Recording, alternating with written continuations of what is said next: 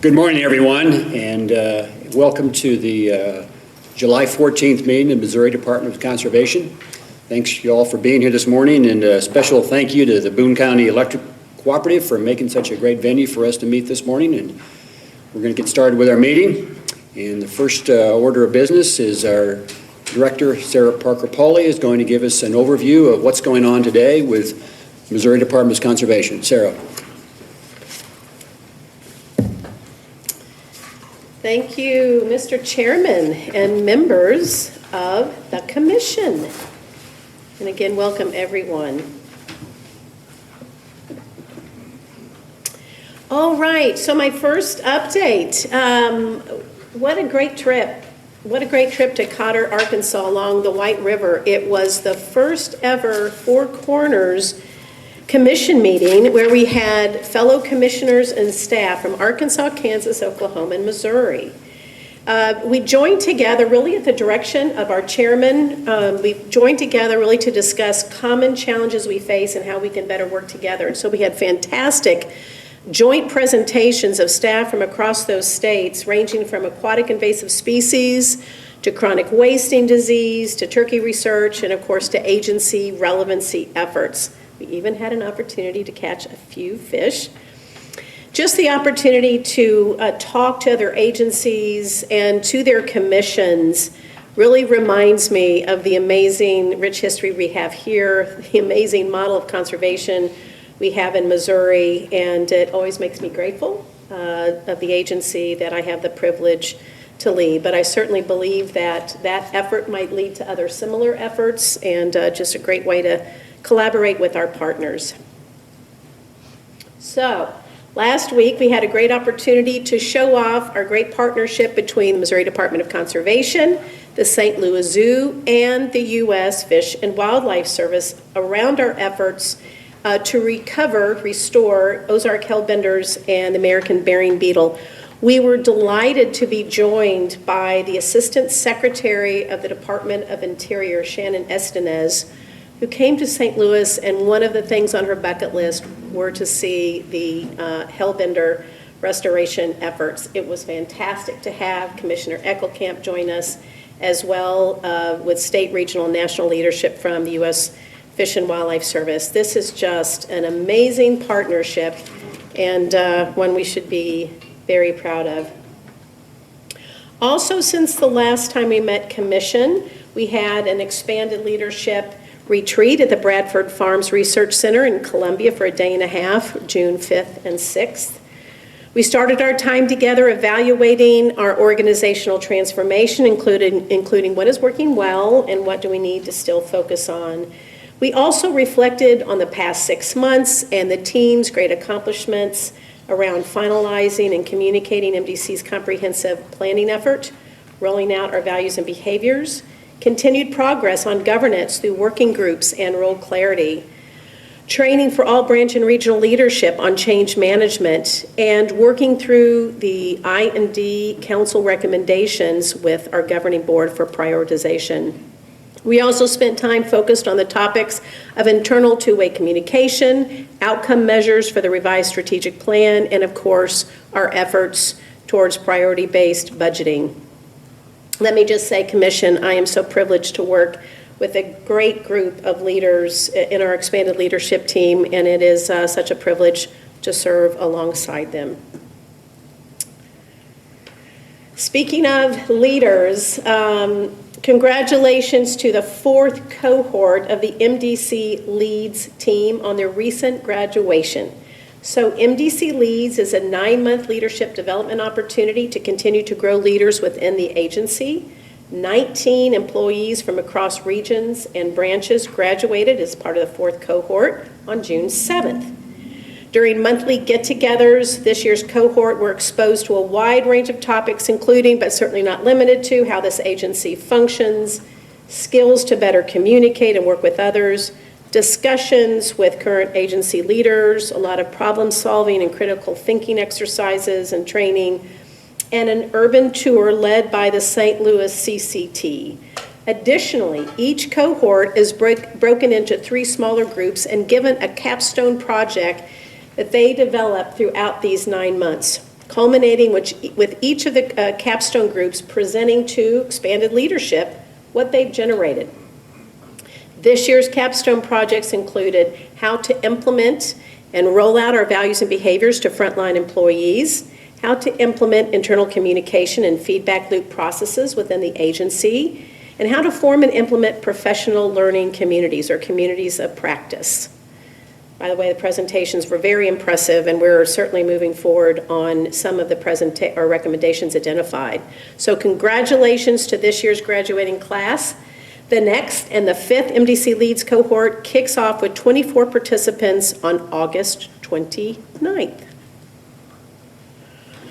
I had the privilege of being there to congratulate and see our very own Joe DeBold, who's a wildlife damage biologist in statewide resource management, when he received the 2023 Wildlife Biologist of the Year Award from the Midwest Association of Fish and Wildlife Agencies. This award is given to the individual nominated who has shown an unparalleled initiative towards the better understanding of wildlife and their conservation. Joe is a wildlife damage biologist on the western part of the state. A huge congratulations to Joe.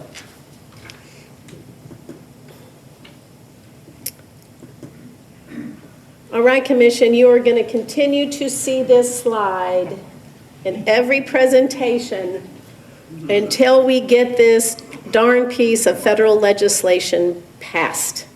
Not giving up. We continue to work with state and national partners on Recovering America's Wildlife Act. There is growing strong bipartisan support. We know already in the Senate, but we're really starting to begin to see it in the House with House members on the importance of having additional long-term dedicated funding to manage those species of conservation concern that are already rare or that are in decline.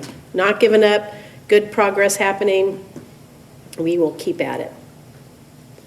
I see Jake Buxton in the back, who is our legislative liaison, and he just continues to do amazing work with our legislative field trip. So legislative field trip season is in full swing.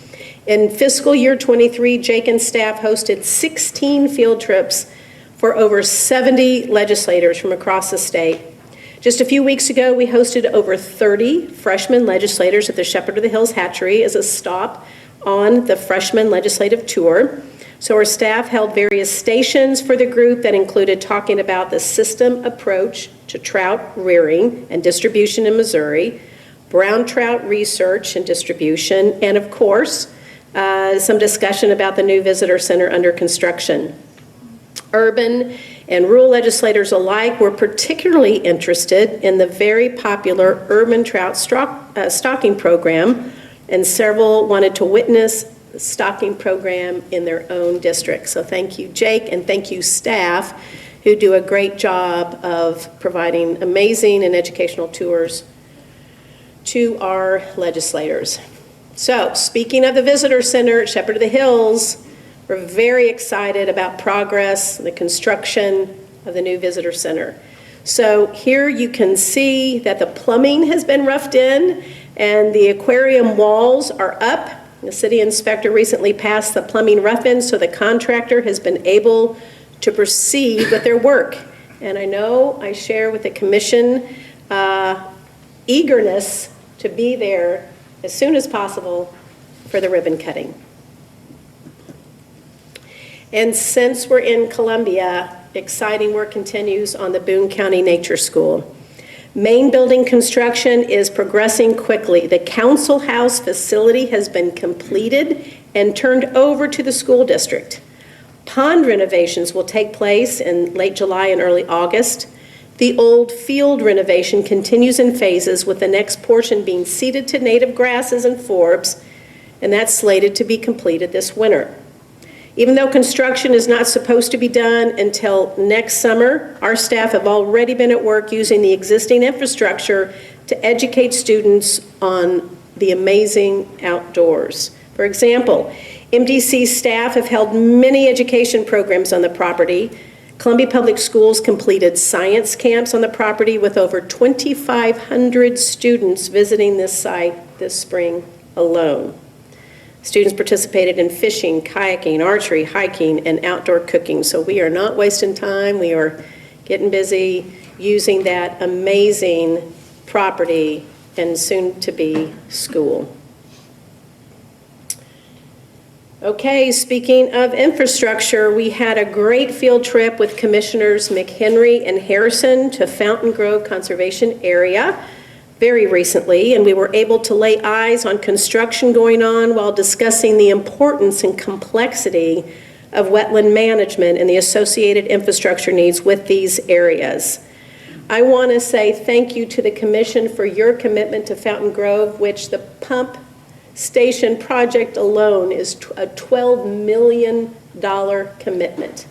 And this is in addition to the millions of dollars that you've already invested in the Golden Anniversary Wetland Initiative. So thank you, Commission, for your commitment to wetland infrastructure renovation. A few weeks ago, staff in the Kansas City region hosted the annual Discover Nature Field Day at the James A. Reed Memorial Conservation Area. This event brought in over 800 young people from the Boys and Girls Club of the greater Kansas City area to our conservation area to participate in a day full of outdoor education, which include cane pole fishing and nature crafting and games of all sorts, netting aquatic life and catching insects, and just a host of outdoor activities. But a huge thank you to staff and a number of volunteers who make this very popular event such a success. In June, Commission, we launched Habitat Hints on the department's Facebook page. These 3 to 5 minute videos are intended to help landowners manage their property and to help explain the different habitat work occurring on conservation areas. These videos have ranged from pond management to woodland management on conservation areas to pollinator plantings. Our very own Lucas Bond travels the state interviewing staff on various topics that Missourians can find helpful for effective land management on their own property. These new videos have been incredibly popular already. Speaking of social media videos, staff have also begun to ramp up communication on cold water hatchery operations. With the major renovations underway at Bennett and stocking rates a bit lower as a result, the videos have been very popular with the public as both an update on the project and then education on the statewide impacts of MDC's trout rearing and stocking efforts. These videos will continue to tell the story of the trout hatchery system and how they impact more than just a single spring branch. So, great job to those staff involved in these communication efforts. Well, what a year we have had working for landowners through MDC's Cost Share program. During fiscal year 2023, over 27,000 Missourians received technical assistance with financial assistance, topping over $2.3 million in MDC's Landowner and Community Assistance Program. In addition, significant funding has been made available through the NRCS, through the Native Forage Initiative in the EQIP program.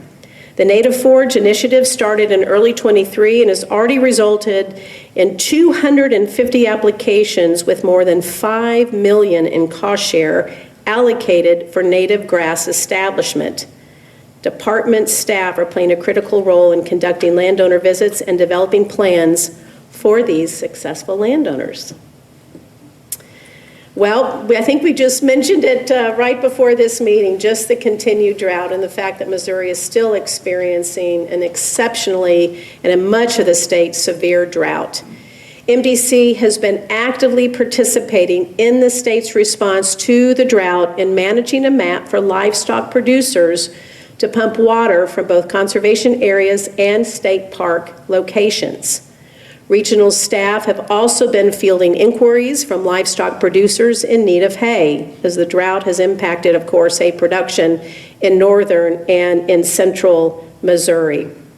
Where available and where management goals would allow, staff have been working with the producers to hay on certain conservation areas. This haying will not begin for a few weeks more, just to allow for ground nesting birds to complete their nesting cycles, but where we can offer this assistance, staff have worked their best to accommodate it. And of course, with the drought, I've got to mention wildfires and just our concern around wildfires. And staff certainly have been responding to some. They're certainly ready for a quick response. And we are hoping that we do not see a massive uptick in this area. So planning is underway for the 7th Partners Roundtable. This year's roundtable will again be in Springfield, Missouri, this time at the University Plaza Hotel on October 11th and 12th. This year's theme is going to be sharing the conservation journey. So we are looking forward to welcoming back hundreds of partners, we hope, together to continue to chart our conservation path going forward. So we ask all interested partners to come and join us. So I always finish with a few MDC history notes, and here are a few.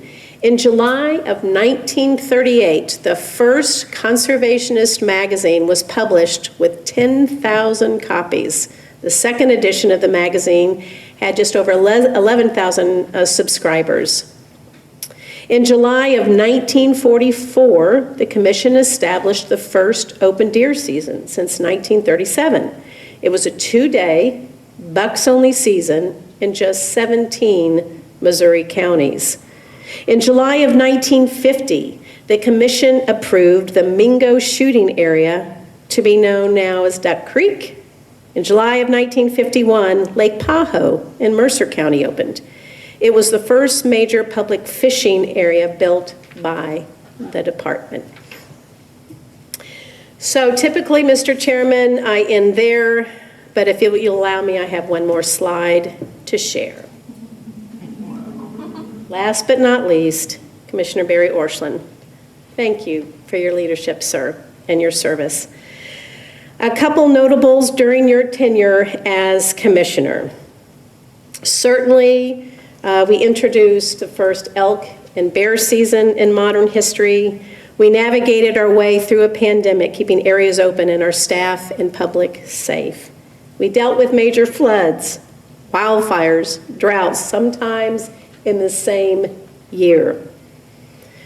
We certainly focused on restoration of native species like our brown-headed nuthatch, Topeka shiners, ruffed grouse, regal fritillaries, and hellbenders, just to name a few. You supported and funded major construction projects at our hatcheries, wetlands, nature centers, shooting ranges, and river accesses, and we also saw work start on the Boone County Nature School. Major department plans related to compensation, training, community conservation, relevancy plan, our R3 plan, comprehensive conservation strategy approval, and so many more. And our successful work to eradicate feral hogs and to slow the spread of chronic wasting disease in Missouri. Thank you, sir, for your service. You will be missed. And with that, Mr. Chairman, unless there are questions, that is my report. Okay. Thank you very much, Sarah. Great report. Appreciate it. Barry, we're not through with you yet. We're going to have you back up here again, so good work. Next item we have is an action item. That's our consent calendar. Do I have a motion to that effect to approve the consent calendar? Second. Any discussion? All in favor? Aye. Motion passes. Next item is public comment. David Epema, I believe you would like to speak to the commission. Please come forward. You've given us your written comments, which we do appreciate. I'll give you 5 minutes to summarize what you have to share with us. And as you heard from Sarah earlier, we care about wetlands. We made a nice trip to Fountain Grove, and I'm reading over your comments. And I've also been to Eagle Bluffs recently, and I've also been to Shell Osage recently. So I have a pretty good idea what you're going to be talking about. So please proceed. Thank you for the opportunity to speak with you today and talk about the state of the Missouri's intensively managed wetland areas. My name is Dave Epema. Jim Belcher and I, my friend, do not represent an organized group, but we feel we do represent the sportsmen and women in the state of Missouri. Let me begin by acknowledging that the Missouri Department of Conservation has many competing priorities, and we recognize that. There are many projects that Sarah brought forward. There's certainly competing for money, for time, for exposure. However, I think that wetlands, while one part of that spectrum, they are a very important part of that spectrum. Constructed wetlands and subsequent wetland management are necessary to replace the natural diversity that's been lost through wetlands filling, draining, removal of just human activity in the state, in the nation, and in the flyway. Last fall, several intensively managed wetlands were impacted by low or absent water levels. Much of this can be attributed to the statewide drought. I mean, we're all experiencing that in the continuation this summer, so I don't know that this fall there's going to be an improvement.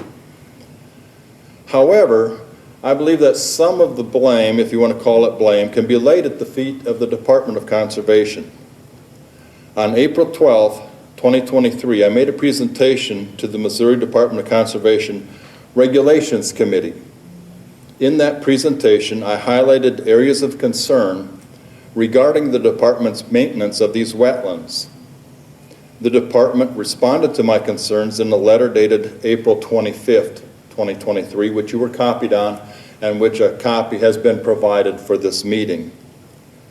While I listed several concerns, I call your attention to 3 specific wetland areas and the progress that's been made, or lack of progress perhaps, that's been made in those areas.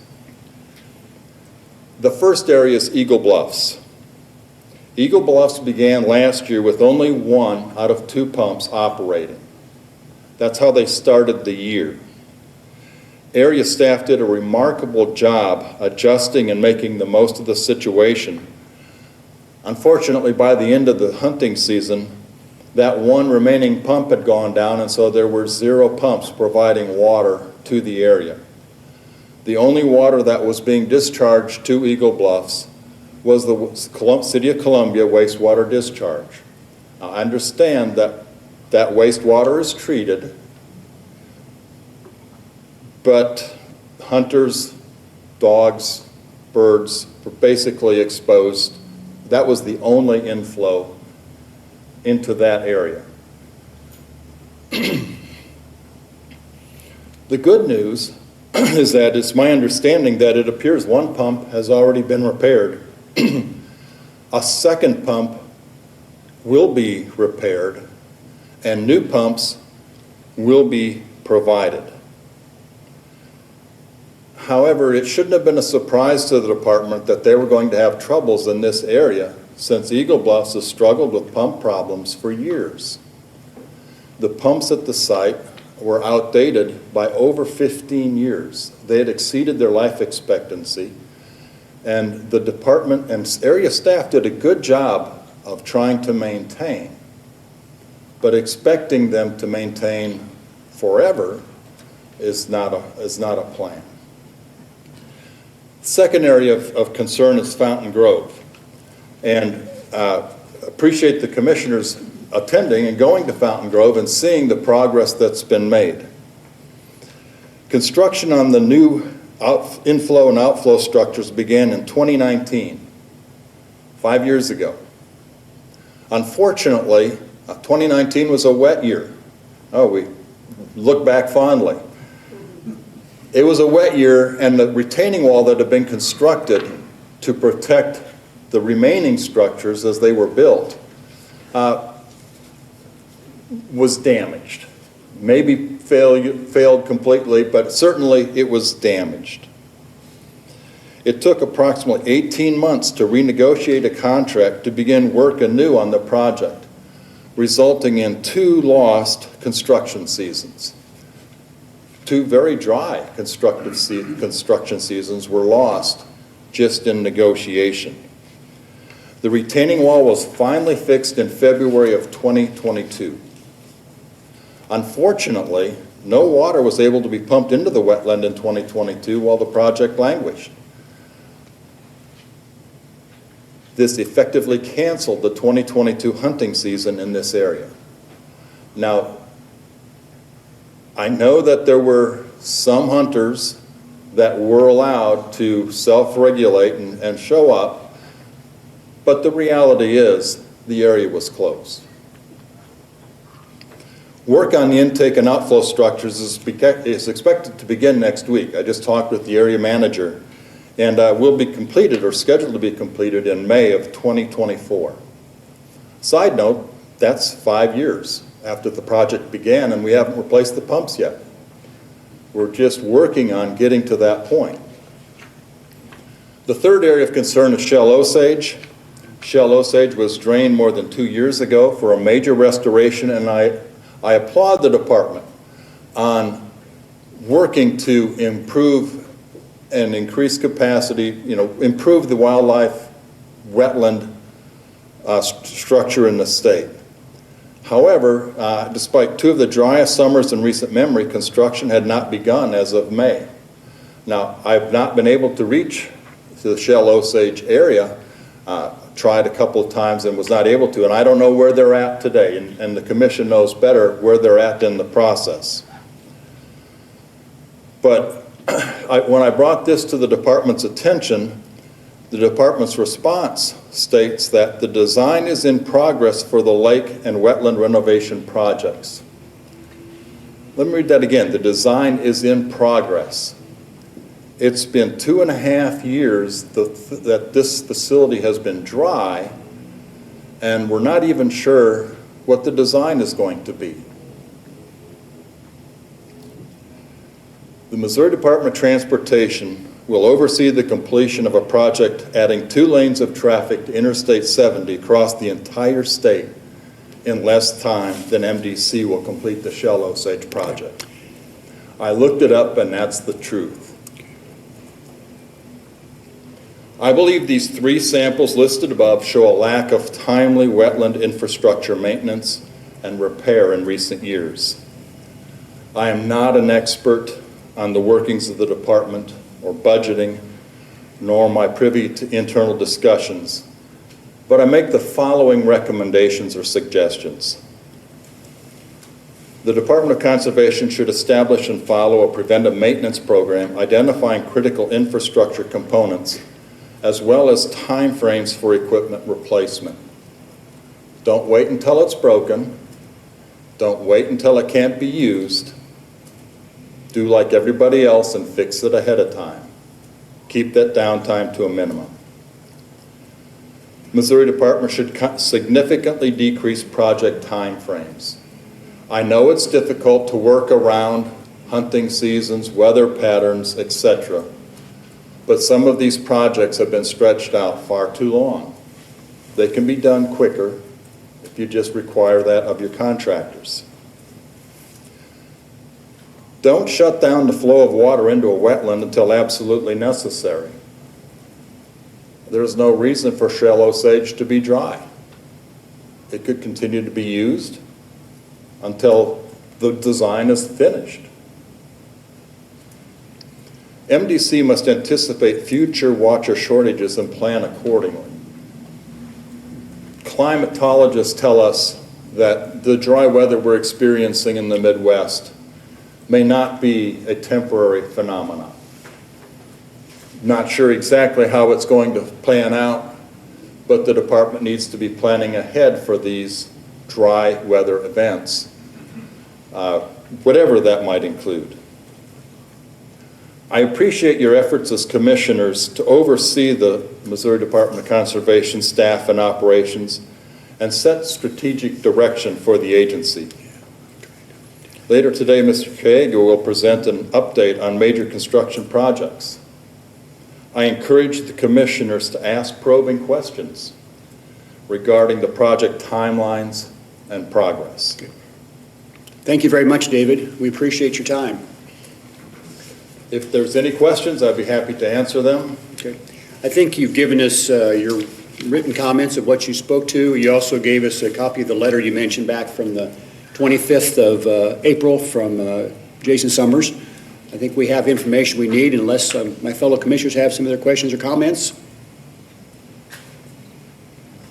I have a couple. Yes, Steve? So, first off, I appreciate the comments that you made. I'm probably the most impatient commissioner sitting up here, to be quite honest It's nice with you, to and I meet think you. everybody can attest to that.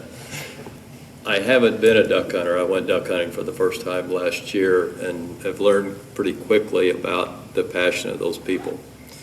I think we're managing over $1 billion in infrastructure.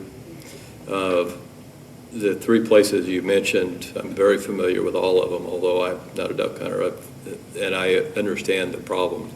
If you had any idea how much interaction we've had with Jacob on this infrastructure management and streamlining it, it would probably shock you. But I'll just give a different twist on this. From a personal standpoint, I am an avid trout fisherman, and I fish Little Piney, have for 20 years. We didn't stock there in the summer. I completely lost my fishing opportunity this summer. I'm a commissioner. You think I like that? That's a sacrifice I have to make for the hatchery things we're doing right now.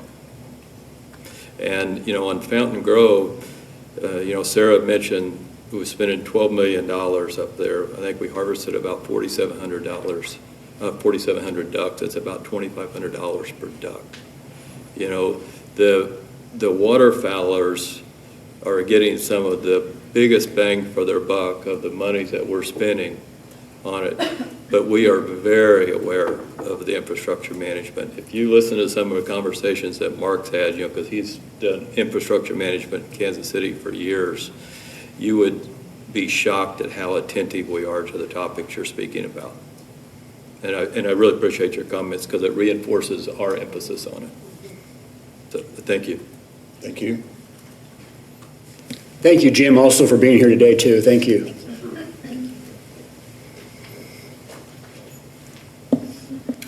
Okay. Next item is our Regulations Committee report. Jason Summers.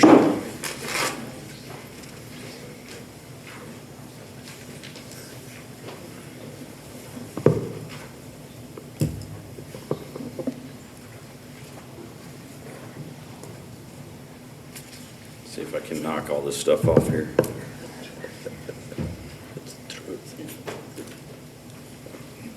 All right. Good morning, Chairman, Commissioners, and Director Pauly. The Regulations Committee met on June 21st. There were no action items. We used this scheduled time to discuss topics of relevance to the Regulations Committee, including initial results of the recent code complexity study, regulation pathways and governance, non-toxic ammunition, and non-resident landowner qualifications. These discussion topics may or may not lead to regulation recommendations, as staff have been tasked with gathering additional information and conversations are ongoing. Mr. Chairman, while the Regulations Committee does not have any new action items to bring forward today, you may recall that at the December 2022, the Commission voted to approve proposed recommendations for regulation changes which would allow the use of blood tracking dogs for the recovery of wounded black bear and elk. To prevent stacking issues with filing the season dates and harvest quotas for these species, the proposals were held and filed after the 2023 season dates and quotas were established at your March Commission meeting.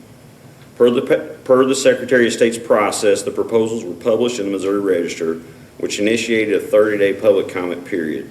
Limited comments were received, a total of 8. Most of those either positive or not related to the regulation changes at hand. Those changes are detailed in your packet in the final orders of rulemaking on page 2 and 3. This presentation of orders of rulemaking as a formal Commission action item signifies the final step in the Department's regulatory process. The Commission has the authority to adopt as originally written, amend, or withdraw the proposed regulation. If approved today, these changes would be effective on September 30th.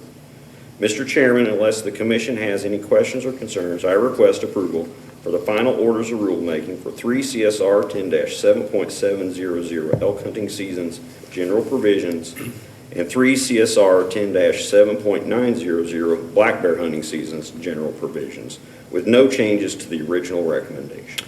Do I have a motion to that effect? So moved. Second. Any discussion? All in favor? Aye. Motion carries. Thank you. Mr. Chairman, for the Commission's awareness, I would like to bring your attention to the Statement of Actual Cost appended to the report of the Regulations Committee on page 5. The state statute requires a review of each submitted rule, amendment, or rescission 1 full fiscal year following the effective date to determine if the cost to all affected public entities has exceeded by 10% or more the estimated cost in the fiscal note or has exceeded $500.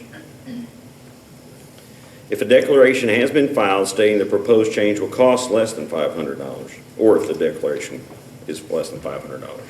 If the adopting agency fails to publish such costs in the Missouri Registry within 90 days after the close of the fiscal year, the rule amendment or rescission shall be void and of no further force or effect. Department staff recently reviewed rulemaking effective in the 2021 and 2022 and determined one rule, 3 CSR 10-11.130, vehicles, bicycles, horses, and horseback riding met the criteria of filing a statement of actual cost. At the time of the fiscal note, an estimated cost from IT vendors to upgrade the department's public website and Missouri Outdoors hunting app to reflect roads and trails where bicycling is allowed was received. The actual cost from the IT vendors involved more time and changes than originally anticipated, which resulted in the original fiscal note estimate being exceeded by $13,669. The statement of actual cost will be published in the August 15, 2023 issue of the Missouri Register. Commissioners, a summary of all citizen comments received since the last Regulations Committee report may be found in my formal report beginning on page 2. Upcoming meetings of the Regulations Committee are scheduled for August 9th, which will be our mid-year code review, and November 1st. Unless there are any questions or comments at this time, that concludes my regulations report, and I'd introduce our next two presenters. Commissioners, do we have any questions or comments for Jason? Please proceed, Jason. Excellent. Thank you. So the presentation on turkeys and turkey habitat initiative will be given by Nick Oakley and Megan Duffy Yates.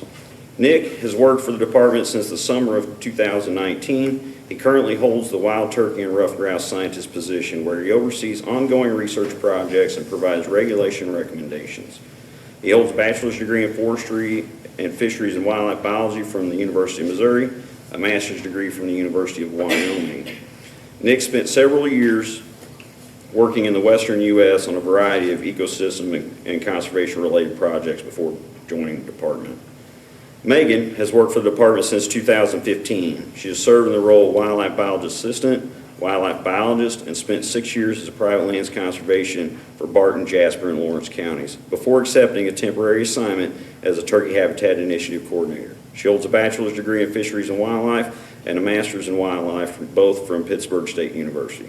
Prior to working for the department, Megan worked for Missouri State Parks as a naturalist. Nick and Megan?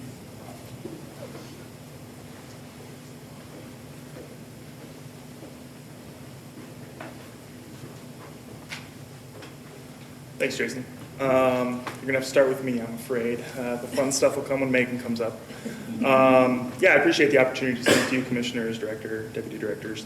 Today, we're going to kind of go over a brief overview of the population status of turkeys in Missouri.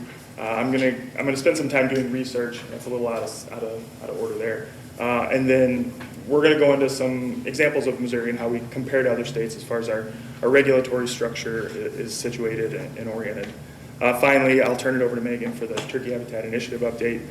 Between Megan and I's presentation, I'll take questions, and then we'll take questions at the end as well. So there should be plenty of opportunities to answer some questions. So I know some of you have seen this figure. It's not important that you see what's on it. The idea here is that turkey ecology is super duper complicated.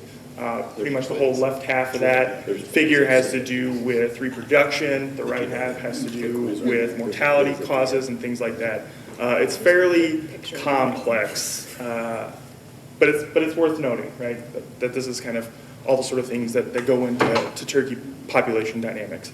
But we can focus on a few things, right? So really what we're talking about is reproduction, mortality or death, and then movement. Movement's kind of a wash. We suspect that immigration and emigration are close enough to each other that it doesn't have a big impact on the overall population. But reproduction and mortality are things that we need to pay attention to, right? So if reproduction is higher than mortality, the population is growing. If the inverse is true, the population is declining. So let's first talk about our pull-to-hen ratio. So this is our metric to identify and try and track reproduction in Missouri. It's kind of a way of assessing hatch success, essentially. We gather these data, Missourians, as a state, by participating in our brood survey, which is going on now. And if you're seeing turkeys, please do put that in the brood survey. Overall, it seems as though Missouri's gone through kind of three primary phases of production. The first phase, between 1959 and about 1970, we saw production really starting to tick up. We're moving birds around the state at this point. Things are starting to settle in a little bit. And then we hit this period of really high, sustained reproduction. At this point, and you'll see it in the next figure, the harvest, the abundance is really starting to climb at kind of an exponential rate, probably an unsustainably high rate. And so kind of predictably, we see production start to decline after that. This is something we see in a lot of different systems. Turkeys are not immune to this. This is kind of a hallmark of population ecology. And on top of that, we see it around the country, specifically in the eastern subspecies of turkeys. This is a really classic example of that other states are seeing as well. Our current production is fairly low, but pretty stable. If you look back and you pick out any 7-year period, you're going to see a lot of variation. The last 7 years have been pretty flat. Certainly would like it to be a little higher, but stable is good at this point. I suspect, and this isn't something that we can know yet, but if we look back in 10 years, I think maybe we're starting a fourth phase of production where it's lower than it once was, but stable, right, with some fairly mild oscillations. But we'll see. That's just a guess. As far as 2023 is going, hard to know yet. We don't have a lot of data in. Our online data that we do have shows very good production, but that's going to be a fairly small subset of the overall data, so I suspect that'll kind of even out a little bit. Anecdotally, it seems like people are seeing lots of turkey poults and big broods, and a lot of those broods are now flighted. I think we had a picture on the Facebook page yesterday where there was 25, 28 poults in a group, and then the pictures underneath it, people are they're seeing a lot of poults. Megan actually would be the one outlier there who has not seen any poults. So, but overwhelmingly, I've seen like really positive anecdotal information about production. So fingers crossed. I certainly don't root for a drought for this long, but that dry spring, I think, gave us a pretty decent chance at good production. Now I want to draw your attention to these two periods here. So this is post-restoration, where production has started to decline, but we saw a couple of bumps in production, right, a 5-year period or so. And we'll come back to that later, but they're there. Okay, so now let's go to harvest. Harvest is kind of a primary way we estimate abundance. If everything's equal and there's higher harvest, then you would expect abundance to have increased. That's the quickest and easiest way we can look at these data, because these are our telecheck results and we get that information. A lot of states don't have telecheck, so this is something that I'm really fortunate to have to work with, so that's good to know. Now these areas here are circled, right, and those correspond to the previous slide where we saw production bumps. There's about a 2-year lag between when those production bumps started and when the harvest went up, but it's a really clear indication to me that turkeys are very obviously driven from the bottom up. They're production-driven species. If we increase production, then abundance is going to follow. It's not magic. It's not rocket science. It's a pretty standard, basic theory, but it plays out really, really well in our data. So I thought I'd highlight it. Now, as far as the 2023 spring season went, it was a very good season. It was about a 23% bump over the previous 5-year average. You'll note those 5 years are down, so a bump from down years, has a little less going for it. But it was our largest harvest since 2016. I think a primary reason that we saw this big bump had to do with our very, very good spring turkey season weather. Those of you who are turkey hunters probably remember there were no days in which there was big, wide swaths of the state that got washed out. We certainly had some wind, and those of you who took out youth hunters probably remember the windy youth season. But generally speaking, the weather was pretty excellent, and I think that probably explains a lot of what's going on there as far as that higher than expected jump in harvest. Some more interesting information we've gotten in since the last time I spoke to you has to do with our survey results. So this is an average over the last 5 years of survey results. It'd be more useful that way. But I wanted to highlight the fact that turkey hunters in Missouri, their primary motivations are opportunity, essentially. They want to be in the field, see turkeys, and hear turkeys, which I find really endearing, kind of. I think of us as like a sophisticated turkey hunting state. We're not out there just to kill turkeys, right? It's more about the experience. Let's be out in the woods. Let's see what's going on. I'd like to say that that's why I didn't shoot any turkeys, because I was just there for the experience, but I can't make that claim. However, I still had a really nice season, so good for me. I also collated some of these experience data. So this is essentially just a way we track hunter satisfaction. And you'll see for a long time that the excellent or good seasons kind of hovered around 50%, which is okay. You know, certainly we'd always like to see that be higher. But then we had a downturn. And by 2021, the people who had an excellent or good season were about even with the hunters that had a poor season. So that's a little alarming. I'm happy to see that that's rebounded nicely. And certainly there's work to be done, but I'm happy with how things have shifted a little bit there. Okay, so let's do a little bit of conversation about the research. So I'm not going to go into a bunch of details. I think everyone here probably has a pretty good sense for the North Missouri Research Project. But the idea there is that we're trying to get at why production has declined over the previous years. They're looking at predation rates, so how does predator density impact nest and poult success? Habitat changes, how has that impacted poult nest success? Weather and insect abundance and diversity. So it's a big, cool project. It's going to be one of the first in the country to present these type of data. But there's a few things that I think we can pull out already. They haven't done a lot of the analysis on the weather and things like that, but we are starting to get nest success information and poult survival information, which is great. So first and foremost, well, maybe not first and foremost, but number one here on the slide, is that it seems as though forest nests tend to be slightly more successful. In 2021, I think I probably have a laser, we can see that nest success was quite a bit higher in forested landscapes than in open landscapes. It's only 1 year of data. The following year, it evened out quite a bit. But on average, it seems as though with these first 2 years of data, with all the caveats associated with the data aren't published yet, forest nests may be slightly more successful than open nests, at least in that landscape. So that to me is an indication that maybe our forest management needs to take that into account when we're making plans related to turkey habitat and things like that. So that's good, right? So we've got some management things that we can pull from it. The next is we've got our first year of poult survival data. This is a real hole in the literature. These poults all have VHF trackers on them. So the researchers are out there checking on poults on a day-to-day basis. If one goes into mortality, they're able to get to it right away and try to identify what happened to the poult, cause mortality, things like that. So far, we've seen a poult survival of around 25-26%. That's right in line with what the literature has shown over the last few years across the region. So that's, it's bad news in that the survival's low. It's good news in that our research is finding similar things. I think it makes the results applicable at a wider scale, so that's important. We do know that 36% were lost to predation, and then the remaining were lost to an unknown cause. Some of that's almost certainly predation, right? So if a transmitter just stops working, say it gets chomped on, we won't be able to find that bird. We can't attribute that to predation, but it would have, of course, been predation. So that's something to keep in the back of your mind. I suspect that predation rate is a little higher, but still really cool information. It's going to be some of the first, again, in the nation to publish that sort of stuff.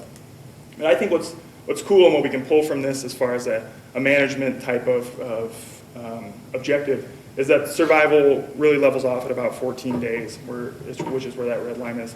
That's not novel information that's been shown before, but I think it really reinforces the notion that we need to be managing our brooding habitat for birds that are this big, right?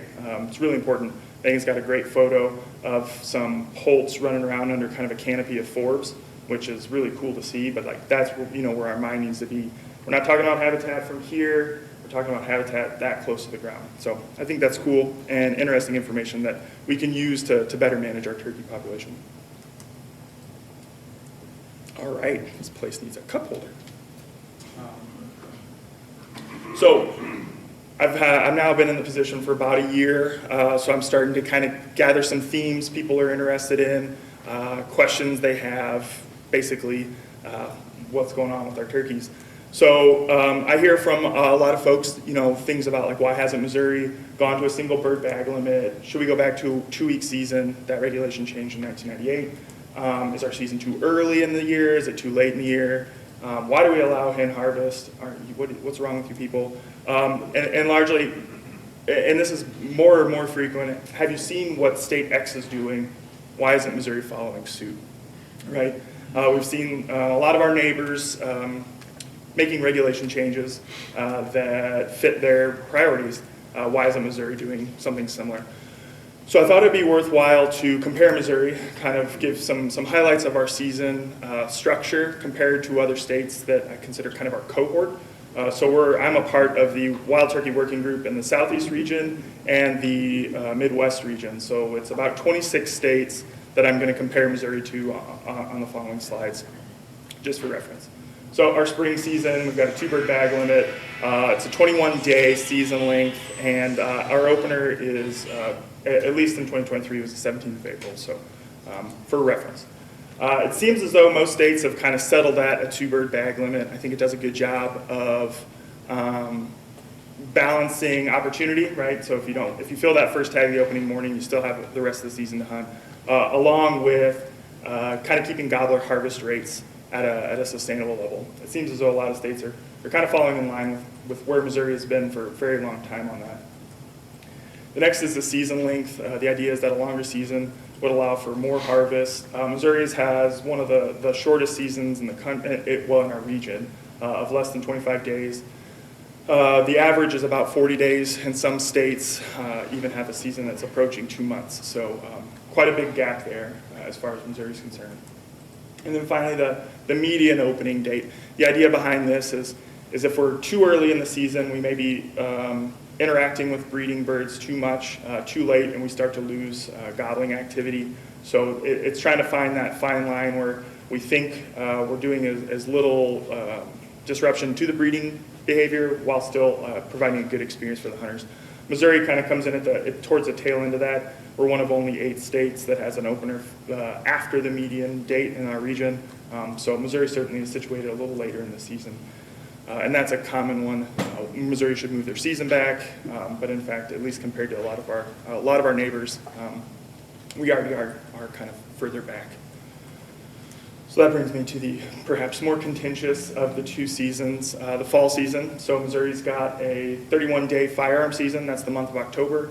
Our archery season runs concurrent with our deer archery season, so September 15th to January 15th.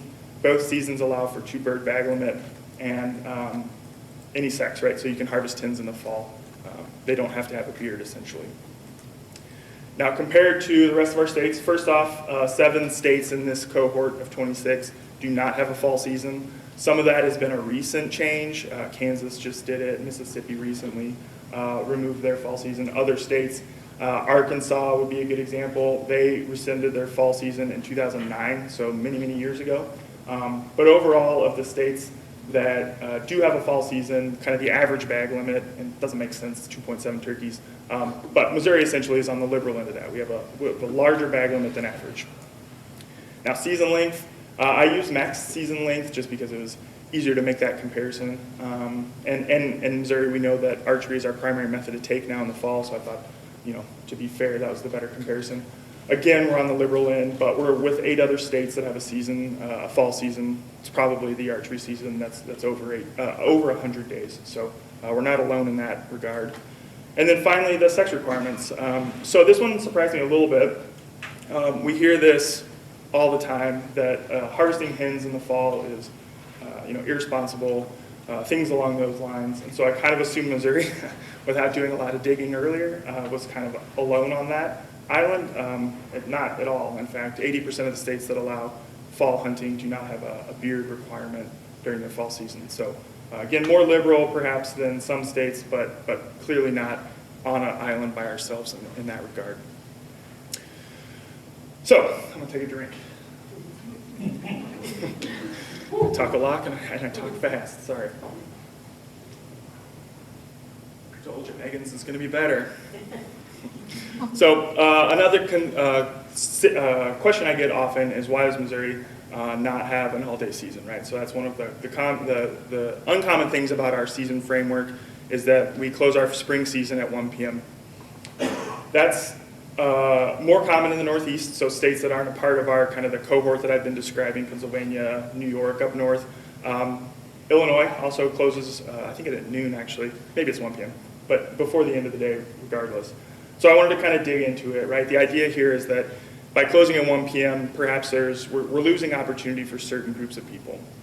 So what this figure is showing, the blue bars are percent hunter success, and this is essentially just the number of permits issued, or the number of permits filled divided by the number of permits issued, right? Just arithmetic, there's no modeling or anything going on there.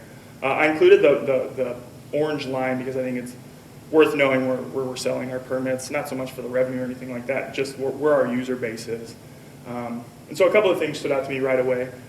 First is hunter success was really remarkably similar between 21 and 70, right? There's only about a 5% difference, which gives me hope that as I move on in my hunting career, I may have a chance to get a little better at this thing. I've gotten until 70, and then maybe it starts to tick down. I also thought it was interesting that that same kind of age group made up roughly a same amount of our permit sales, which I think is interesting. So when we get hunters in the door, we seem to carry them for quite a long time, which I'm not sure if that is true for a lot of hunting, but certainly it seems to bear out in these data. Now, the far left bar is 20 and under, right? So I made that breakout because these tend to be people, certainly until they're 18, that are in school during the spring, but then also if they're in college, they may have classes in the spring. These are folks that may not have an opportunity to hunt during the week if they're in school, right? That's kind of why I broke it out that way and didn't keep everything exactly even. So as far as that bar is concerned, I think what stood out immediately, well, probably second, immediately we'll get to at the end, was that the youth season is super valuable to our Missouri turkey hunters.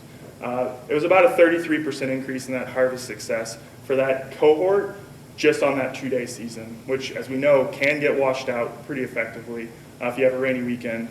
Sorry.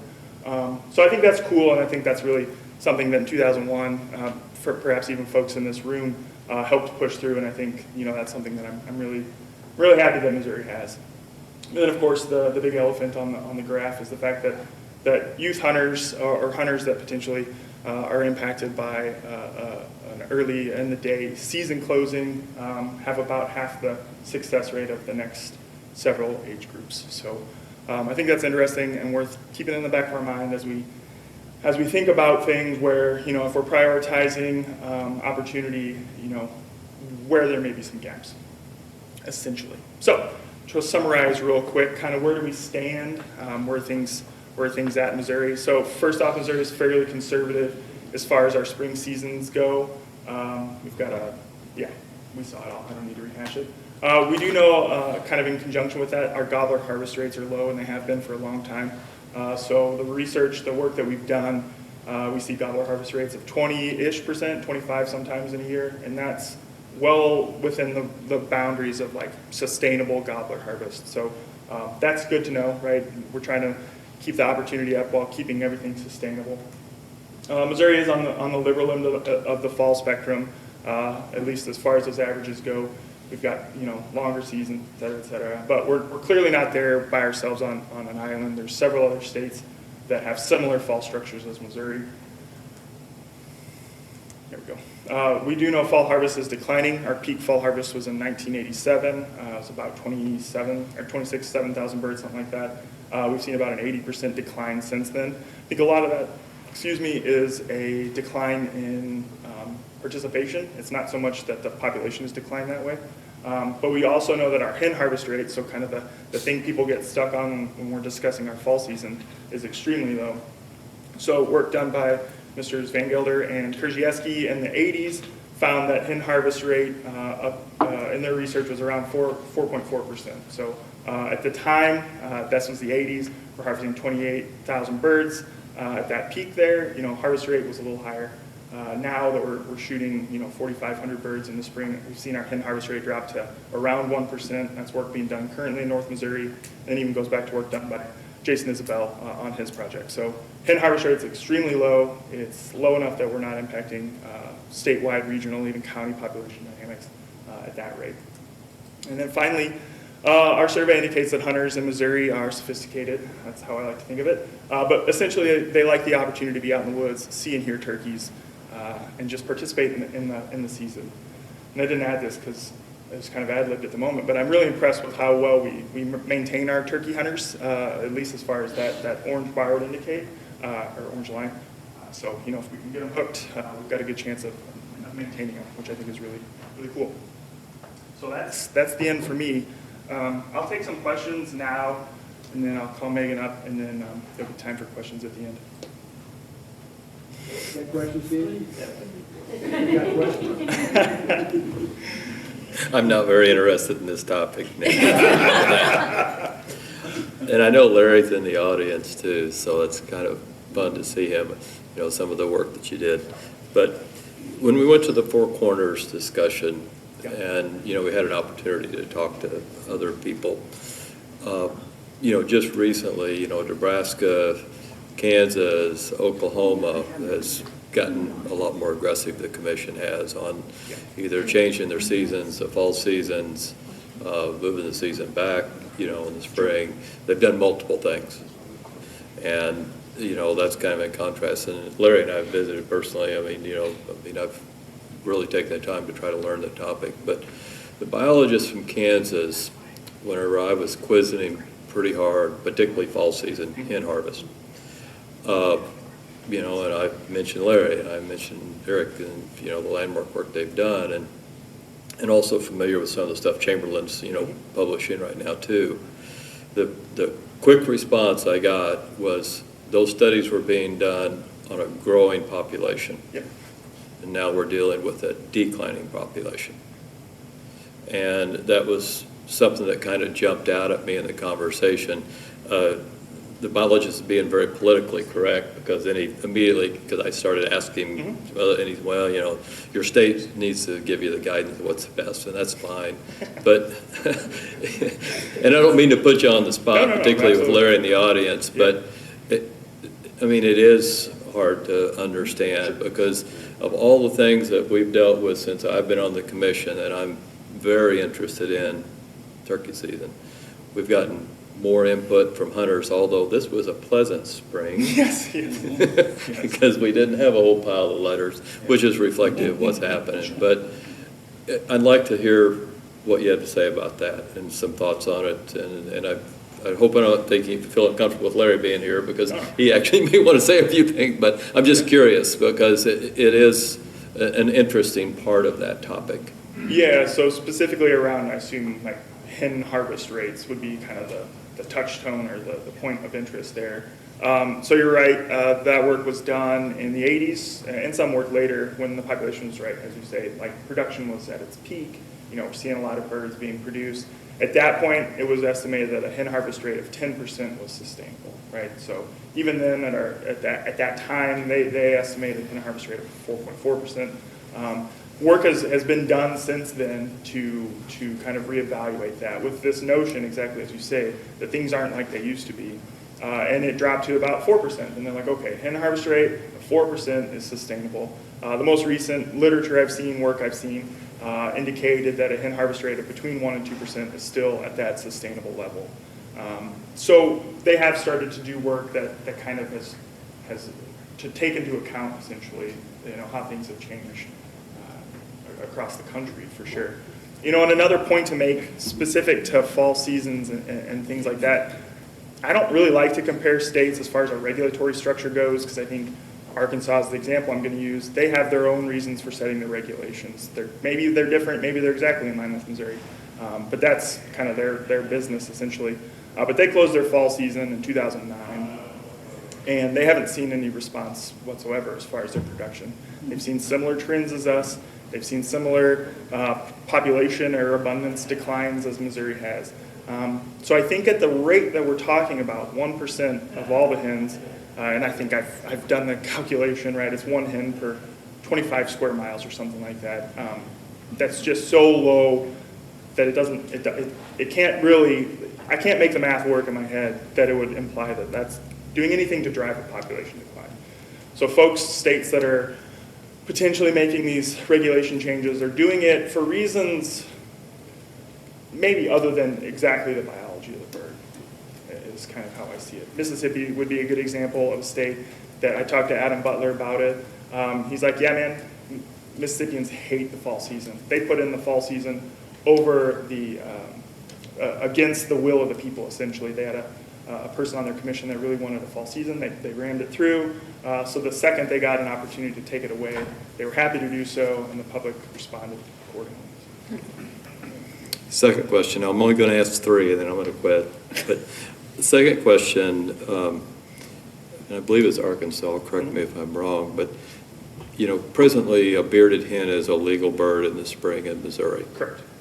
And, if you've gotten the hen to the spring, well, that's a breedable bird, which that's, important when you're trying to grow the population. And there's always been a bearded hen's been legal. And I was kind of questioning, they said, look, I mean, we have all kinds of waterfowl regulations. If you can identify it's a male or female bird, you shouldn't be hunting it.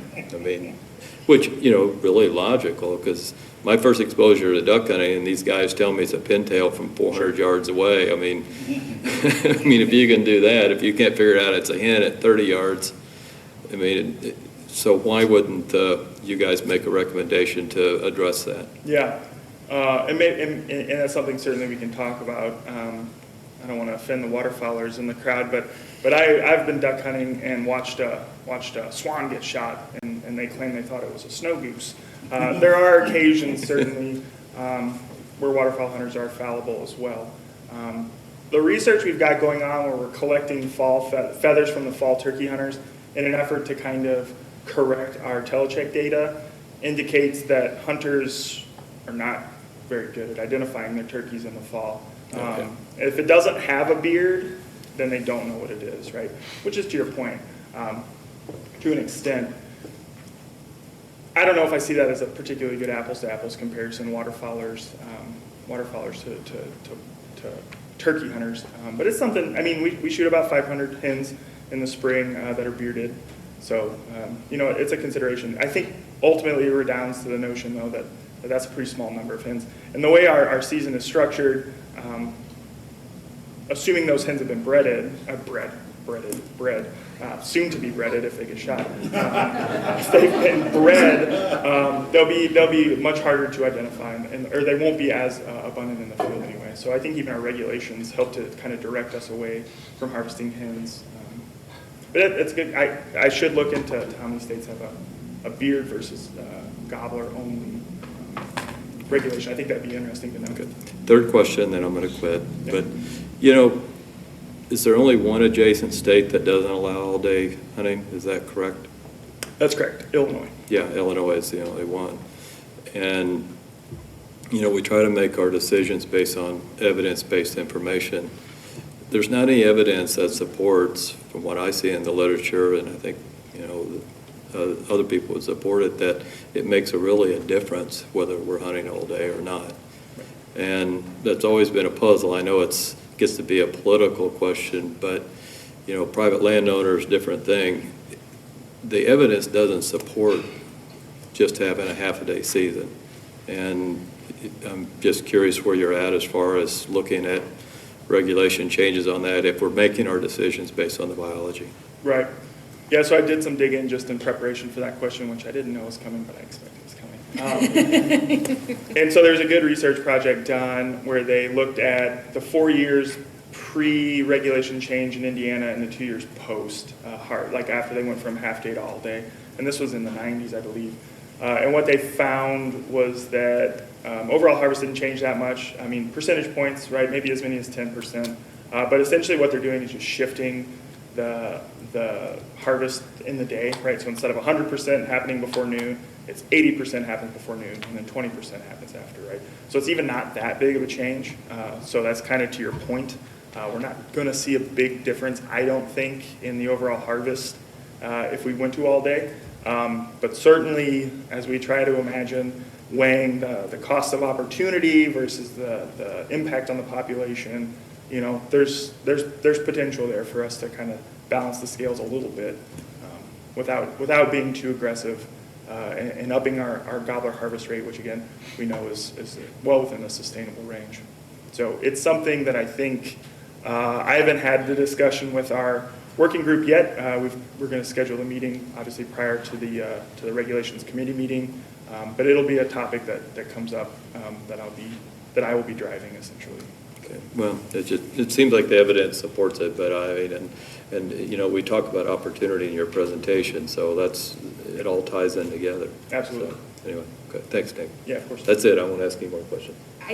I just have a quick comment, and you know I'm always focused on youth opportunities and engaging young hunters and young anglers, and you also know I'm very proud of my son getting his first turkey this spring. Thank you, Commissioner Harrison, for guiding him. So thank you for carving out the data for the youth, and I think it's really important that we continue to look at hunter retention through time. So thank you for that. Yeah, absolutely. I agree completely. Very good. Okay, cool. Well, then I'm going to turn it over to Megan. Megan's our Turkey Habitat Initiative Coordinator. I'll let her introduce herself, but you're in good hands. Okay, welcome, Megan. Good morning. And I talk really loud and I talk really fast. So if I need to talk quieter or slower, just let me know, okay? And I like to talk with my hands, so I apologize ahead of time. But I'll introduce myself. I'm Megan Duffy Yates. I'm the new Turkey Habitat Initiative Coordinator. And I have 3 passions in life. I do falconry, so I hunt ducks with a peregrine falcon. I do archery deer hunting, and I do turkey hunting. And you know the question of if you had to choose between deer hunting and turkey hunting, which would you choose? 100% turkey hunting. The 3 weeks in the spring that we have our season, I am not in the office till after 1. Don't call me, don't text me, don't talk to me. I am the 6% of hunters that wants to fill my 2 tags because turkey to me are the most delicious game animal in Missouri. And I love to take hunters out, so if my 2 tags are filled, I'm making calls to see who hasn't filled their tags. And I work on my slam. I'm from Texas, so I hunt Rios all the time. And the Merriams, 2 years in a row, have given me trouble, and I can't fill that tag, so they're my nemesis right now. But kind of going into what the Turkey Habitat Initiative is, and this is, everybody seems to be seeing this in Missouri this year but me. I live in Vernon County. I have been a PLC for 6 years for Barton, Jasper, and Lawrence counties. And I live kind of right on the Vernon-Barton line, and everybody in the state is seeing hens with poults. But me. Every hen I have seen, unfortunately, has not had poults. So, congratulations to those of you who have poults. But our Turkey Habitat Initiative is kind of this movement that we want to improve current habitat where it's needed, and then also to increase quality habitat throughout the state of Missouri. The kind of the focal points, what we're realizing are if we can get poults to the age where they can be flighted, their chances of survival go up a lot. So we need to focus on habitat for nesting and brood rearing. So that's kind of this focal point. This is a 2-year term for me. Once I'm done with this, I'll go back to being a PLC.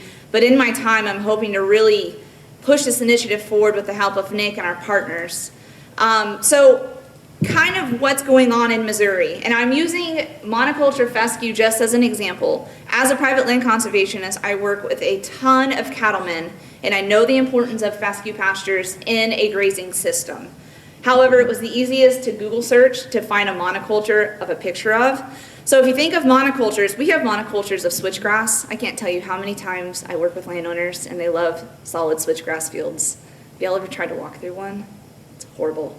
So think of monoculture as just a single species. There's no diversity in height. There's no diversity in the mixes that are available. It's just a single species. It's usually a condensed mat of vegetation. We have that. Then we also have very mature non-managed forest systems. So almost 100% enclosed canopy systems, very little sunlight that's penetrating kind of the forest ground. If you see in that picture, there's very little vegetation at the ground level coming up. And this is a farm I visited actually just south of here, and they're managing for turkey habitat. And this was an example that they had left on their farm. It was like the only tract of timber that they hadn't managed yet. So I thought it was a really good example to show. There was probably about 6 to 8 inches of just leaf litter. So there was absolutely just nothing available for wildlife. It looks nice to walk through, but not for wildlife perspective. So kind of what we want to push is this early successional habitat is key to kind of getting our turkeys to the period that they need to be to survive. So early successional habitats, native warm season grasses and forbs, that's just the fancy word for wildflowers. These mixtures are really important and perfect. They kind of provide this umbrella look that we're looking for. So from the top, they're kind of a canopy, but then underneath, have any of you gotten on your hands and knees and looked down below a warm season grass or native forb planting? I urge you to do that. When I meet with landowners and they want this and they want to manage for habitat for specific animals, especially turkeys, I get on my hands and knees with them and say, this is the perspective we need to look at, and I want you to think as a turkey, get on your hands and knees, and this is the level that we need to maintain. So underneath this, and I have a picture later on, but it's very open, our forbs and our grasses that are native to Missouri are clump forming. So there's clumps, and then I can't even talk today. In between those clumps, there's open patches of dirt, and it's very easy for them to maneuver around, because turkey poults when they're born are very little. Have y'all ever seen a quail poult? They're like the size of a bumblebee, so this also benefits quail. It's great bugging opportunities for the turkeys, and it's very easy escape cover. They're kind of hidden overhead from avian predators. They're able to maneuver really quickly through this cover. And then if you wanted to just go a little bit more, adding some shrubs, and we'll get into that a little bit more, is even better, because then they've got some escape cover they can kind of flutter into to hide in. My clicker is not working. There we go. So let's get into nesting habitat and kind of what we're going to talk with the public about. Concealment. So remember when I said think like a hen? Get on your hands and knees. You need to think of a concealment at a 0.5 to 1 meter. So that's 3.2 feet at the highest. That and below is what they need for concealment. You need to avoid areas of high edge density. So a lot of people like these forests just straight to a field. I want you to think of soft field edges, so what we call edge feathering. So falling trees into that field and then allowing vegetation to grow up between that. Studies are showing that our mesocarnivores, so our raccoons, our coyotes, a lot of our nest raiders really like those high edge densities. It's really easy travel corridors for them. But these soft edge densities, they have to kind of maneuver around. It's harder there for them to kind of move in. And then thorny vegetation. Who here loves to walk through blackberry brambles? Nobody. But for a turkey, she's covered in feathers, which really help her not get thorns poked into her. She can tuck herself up underneath a blackberry bush, conceal herself, have eggs, and then our predators really don't like to get into that either, so that she's got really good concealment. Greenbriers, I know they hurt, but they're great for turkeys. So nest placement. So within a woodland setting, I have a lot of landowners that are afraid to cut trees. It looks kind of ugly at first, but nest placement at the base or within debris of fallen trees is great for our hens. They camouflage in really well, and it provides concealment for them at that level. They typically avoid areas with bare ground. So remember that picture of that non-managed woodland?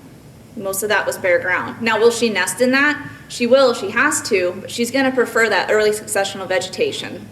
And then density of vertical stems. So if you do what we call timber stand improvement, you're going to reduce the canopy of just some unwanted tree species that really have no wildlife value. I know maples are pretty, but there's really no wildlife value to them.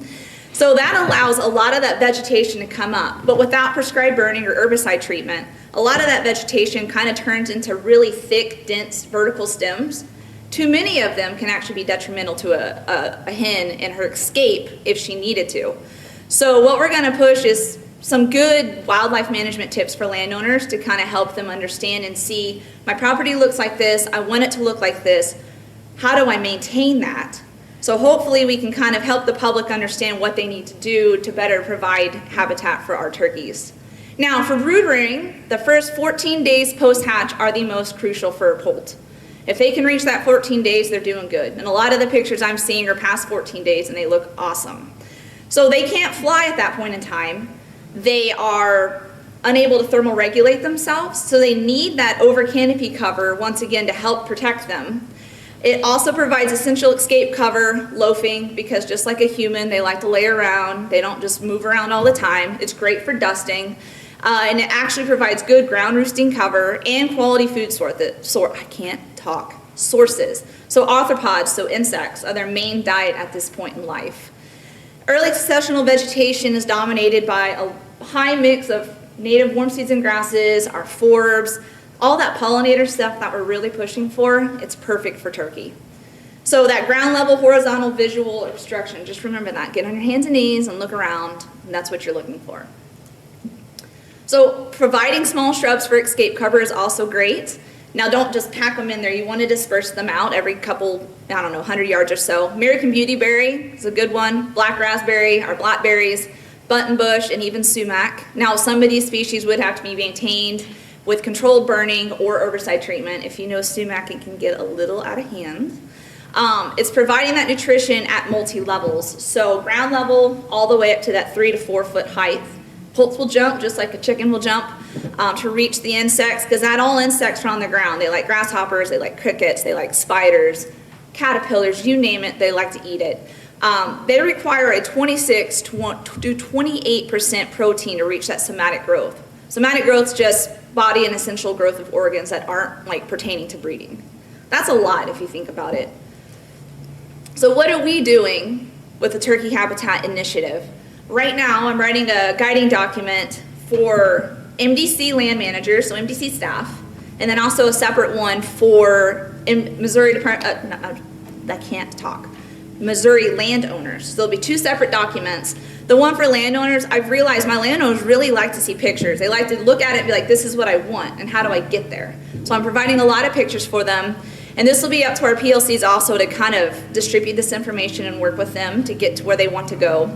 We're working with a lot of various partner groups for insights and kind of ideas on the Turkey Habitat Initiative. We actually have a subgroup, and we have our first meeting on the 26th of this month. We're working on creating kind of a video series, which is going to be demonstrating different quality turkey habitat and how landowners can get there. So if they can't make it to a workshop, they can go online to YouTube and kind of pick a video series and watch that. Our initial focus is, of course, on nesting and brood rearing habitat for the turkeys. And where it goes in 2 years, I don't know. It'll be dependent on some of Nick's research also.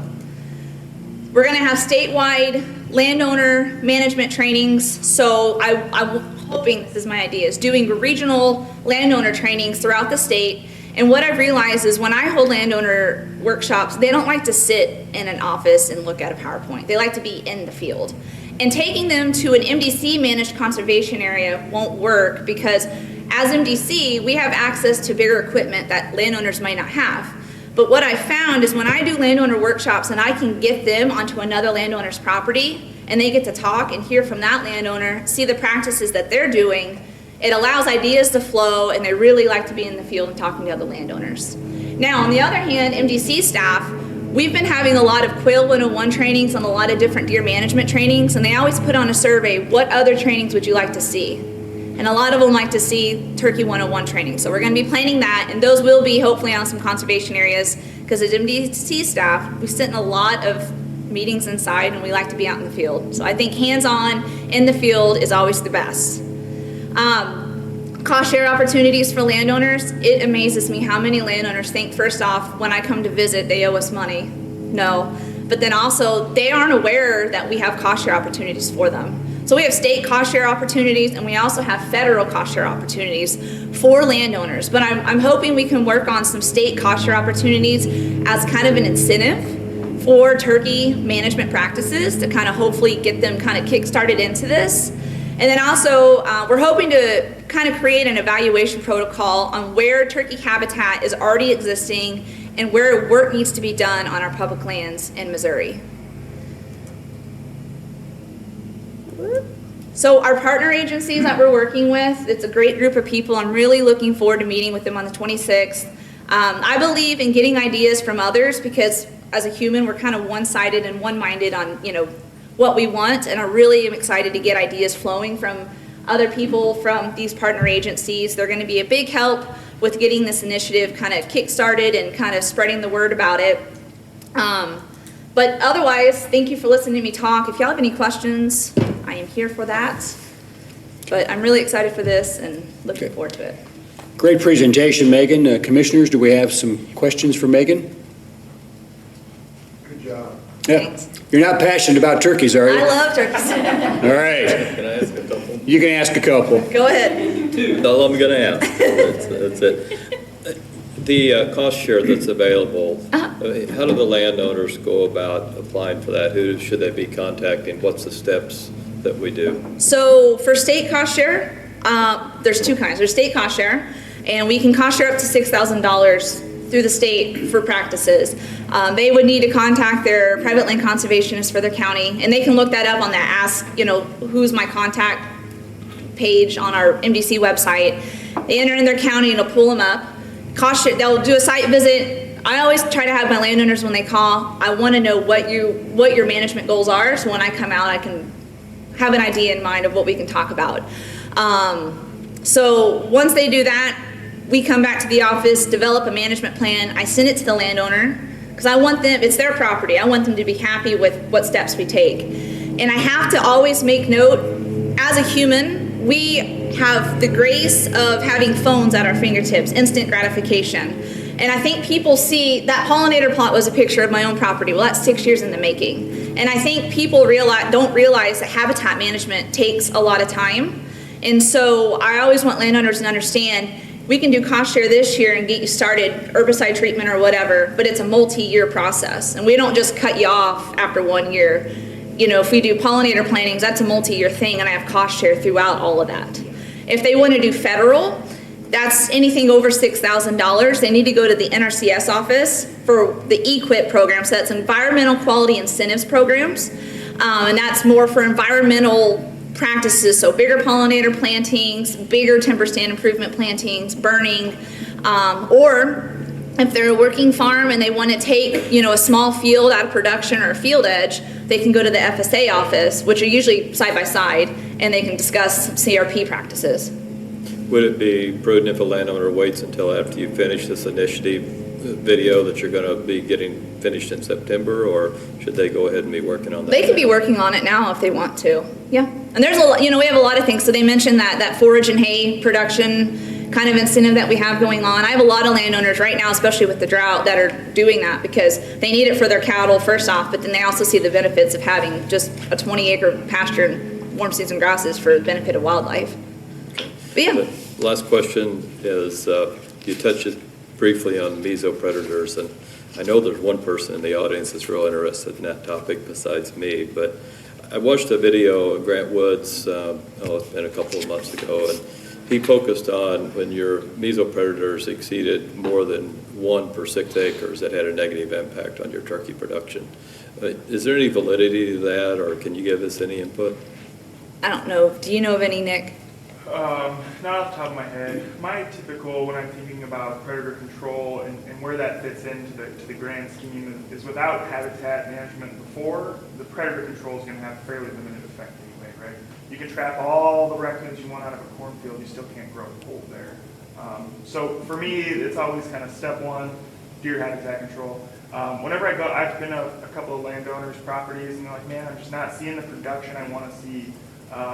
And at that point, if I go out there and they seem to have good brooding and nesting habitat, that's when I think predator management has a role to play. Absolutely, but as far as like a specific predator per acre density load, I don't have that at the tips of my fingers. 1 per 6 acres, yeah, no, and it's going to be super variable, certainly across the state. Thank you. I just have one question. Great job, Megan. Thank you. Enthusiasm is contagious. Thanks. And good luck on your slam. Thank You're going to you. get those Miriams. Yeah, I So, hope.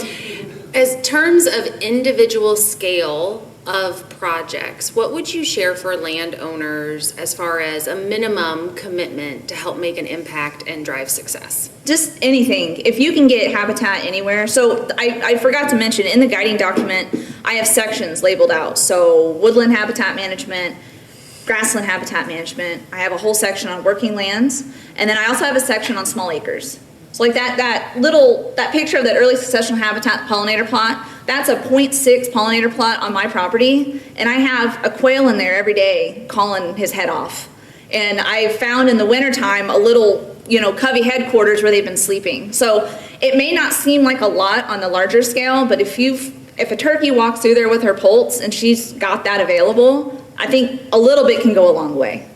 So, Okay, thanks again, Okay, Megan. thank you. And thank you, Nick. Great presentation, and thank you, Jason. That completes our regulation report. We're going to take a break. We'll reconvene at 10:10.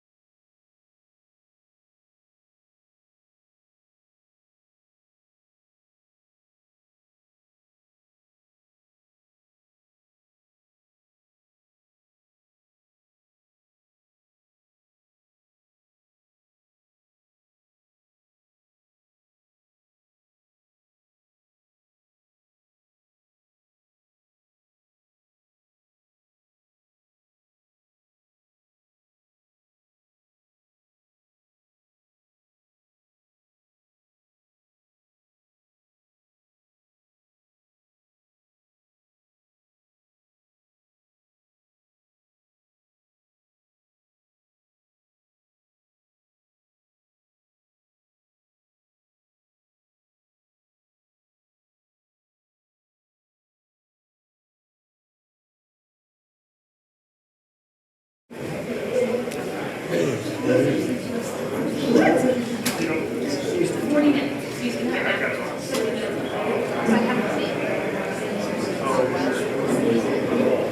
already 10.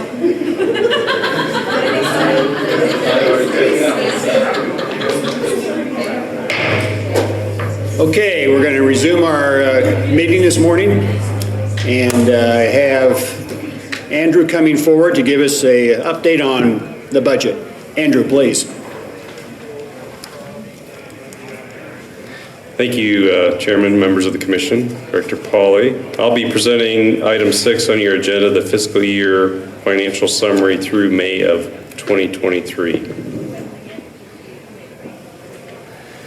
The FY23 financial summary report has been provided in your advanced materials. While FY23 concluded June 30, 2023, adjustments are still made in the month we're currently in that don't allow us to provide a fiscal year-end report at this time. So I'll begin with the May 2023 report. So please turn your attention to the revenue variances. Total revenues in FY23 through May were 10.3% above FY22 and 1.9% above expectations. Conservation sales tax were 7.6% above the same time period in FY22 and 1.3% above expectations. Sales tax through the end of the year finished at 7.6% growth and were in line with expectations. Permit revenues for the first 11 months of FY23 were 1.1% above the first 11 months of FY22 and in line with expectations. The number of monetary hunting and fishing permits sold in the first 11 months of FY23 were 12,617 higher than the previous year. Federal reimbursements were 23.8% higher at this point in the last fiscal year and in line with expectations. Other revenue sources for the first 11 months of FY23 were 31.8% higher than this point in the last fiscal year and 17.1% above expectations. If there are any questions on revenues, I'll turn your attention to the expenditure variances. Total operating expenditures for the first 11 months of FY23 were 23.4% higher than the first 11 months of '22 and in line with expectations. Operating expenditures include personal services, expenses, and equipment purchases. Personal service distributions were 20.4% higher than the previous fiscal year and 2.6% lower than expected through May of 2023. Personal services expenditures were below expectations due to staff vacancies. Increases from the previous year include compensation changes implemented in February of 2022, July of 2022, and March of 2023. In addition, the variance includes increased commission contributions for health insurance and retirement benefits. Expenses were 29.6% higher than this point in the previous fiscal year and 8.5% above expectations. Increases in services and supplies, including the cost of fuel, are mainly responsible for the increase. Equipment disbursements were 20.2% higher than the first 11 months of FY 2022 and 13.6% below expectations. Variance in expenditures from the previous year is mainly due to increased cost of heavy equipment replacements.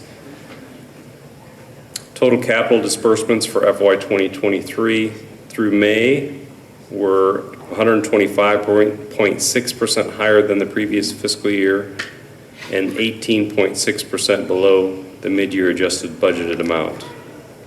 Capital expenditures include land conservation partnerships and construction.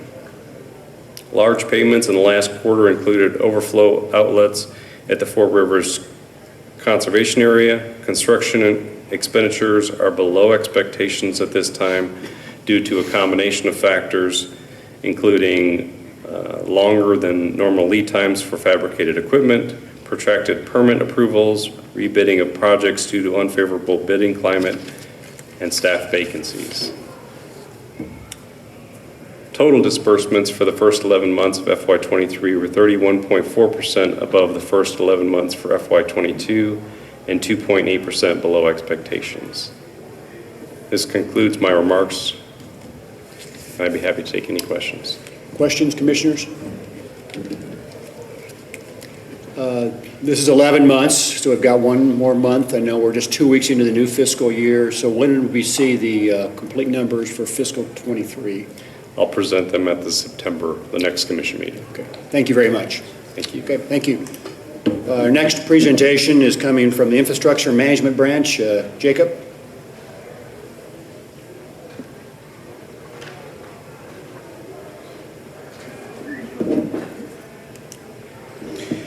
Good morning, Mr. Chairman, Commissioners, Director Pauly. I have the next two agenda items. So in your advanced materials in the major construction projects report, on page 1 of the report, under the rehabilitations category on line 10 at Whetstone Creek Conservation Area, that spillway structure replacement project, we did have favorable bids when we opened them recently, and so we're in the process of executing that contract. On line 13 at Honeywell Lake Conservation Area, the spillway improvements project is complete. And then on line 20 at the Lebanon Forestry Office, construction is underway, and as of the date of this report on June 27th, that contractor is 5% complete with their work. On the second page of your report, under the capital improvements category, on line 13 at Shepherd of the Hills Fish Hatchery, the director spoke previously about the progress of the Conservation Center replacement project, and that contractor is 10% complete as of the date of the report.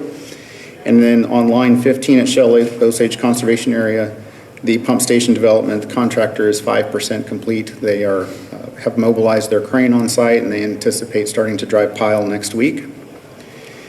On line 18 at Jerome Access, the access relocation project, as of the date of the report, the contractor was 50% complete, but if you will recall, some photographs were shared recently of the push slab being installed last week, so that is a major hurdle that the contractor has cleared, and they will be able to make good progress and finish that project very soon.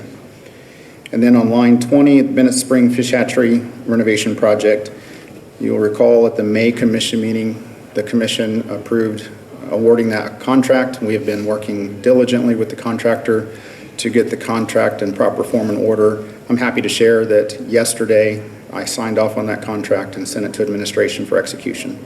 So we are planning for a groundbreaking ceremony at the first week of August for that project. On the third page of your report, the asset management dashboard, you will observe in the middle of the infographic there, for heating, ventilation, and air conditioning equipment, you'll see that currently there's 40% of the HVAC equipment in our inventory that is past its expected life. And if we were to do nothing 5 years from now, that would increase to 59%. So there, you'll observe in your status report, there are several major HVAC renovation projects that are underway, and we are trying to address that backlog of HVAC equipment that is past its expected life. And then in the pie chart on the right, you'll note of the $2 billion infrastructure portfolio that the Commission has responsibility for, intensively managed wetlands account for almost a third of the replacement cost for that portfolio. So I'd be happy to answer any questions for this status report before I move on to the next item. The hatchery residents, hear me now? Yes. The hatchery resident replacement, we were going to bundle those, but I haven't seen any movement forward on those. What's the status of that? Or did I not hear something? So 4 of the 7 residences, the design is complete and ready. There are 3 other residences that we are finishing the design on, and so that we can bundle all that together into one contract. Those will be done, the design will be done this fall, and we'll be ready to bundle those and advertise for bids in later fall, early winter. Because, On the schedule, I think it says I've said enough, but, no, I thought we were, Bennett seems like it's really behind on that residence. I mean, but we're going to do them all together now, so you're figuring, when will the bids go out on that, did you think? So late fall, early winter is when all 7 residences will be designed, complete, and ready to bundle into one bid package. Okay, thank you. You're welcome, sir. One question, Jacob, it ties back to Fountain Grove on line 8.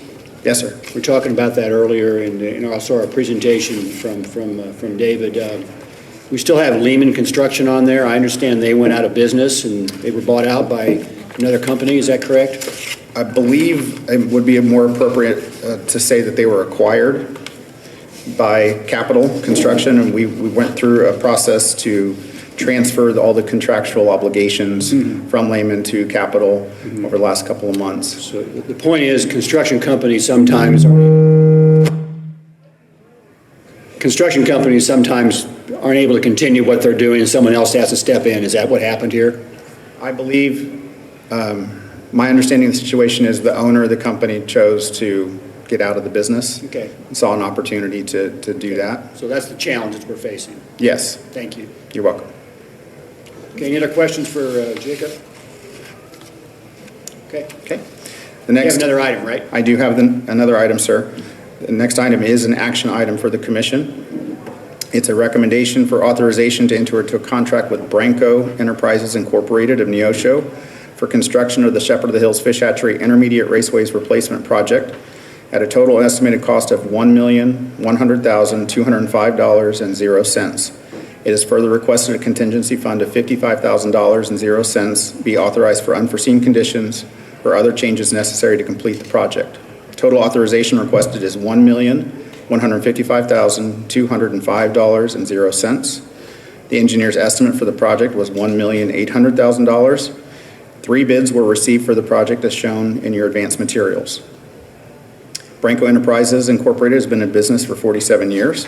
They've completed previous projects with the Missouri Department of Conservation, and they are currently under contract for the Conservation Center replacement at Shepherd of the Hills Fish Hatchery. Infrastructure Management Branch recommends the bid as submitted by the low bidder be accepted. Any questions for Jacob on this request? I just have one. Jacob, can you share a little bit on how you've worked with staff on the timing and the duration of this project? You know, we are investing a lot in our trout production, and we are also still trying to provide a great amount of opportunity for our citizens. So can you share how you're working with staff? Yes, we work very closely with hatchery staff to coordinate not just this project, but all the other hatchery projects because of how staff manage all the hatcheries as one system for production. So very closely working to make sure that the timing of this particular project minimizes impact to their overall production, and so that very close coordination in advance so that they can adjust their production to different hatcheries and different raceways at Shepherd so that we can minimize the disruption. And I understand this is 180 days of construction, is that correct? Correct. It is a 180 working day contract. And we will have, it will be running concurrent with the Conservation Center replacement project. Thank you. You're welcome. Okay. Does that complete your report, Jacob? Need action on this item, sir. We would like to have a motion to that effect. Second. Any discussion? All in favor? Aye. Thank you. Thank you. Okay, moving on, our next presentation. Our next presentation is coming up from Jeff Arnold on fleet management.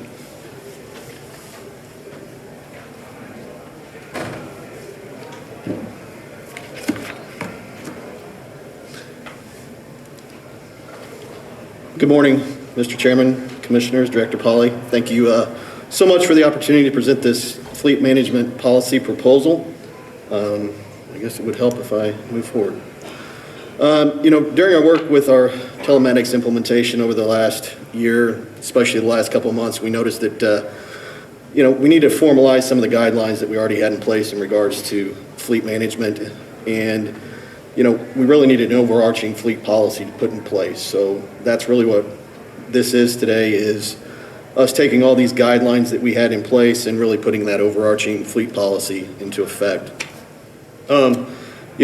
What we've done is really develop these fleet guidelines using numerous process improvement events that we have had over the last several years. We've also looked at what some of the other states have been doing and what some of the other agencies have as well. And that's what's really kind of helped us build this fleet management policy. This policy is also going to work in combination with some of the other business policies that we do have in place.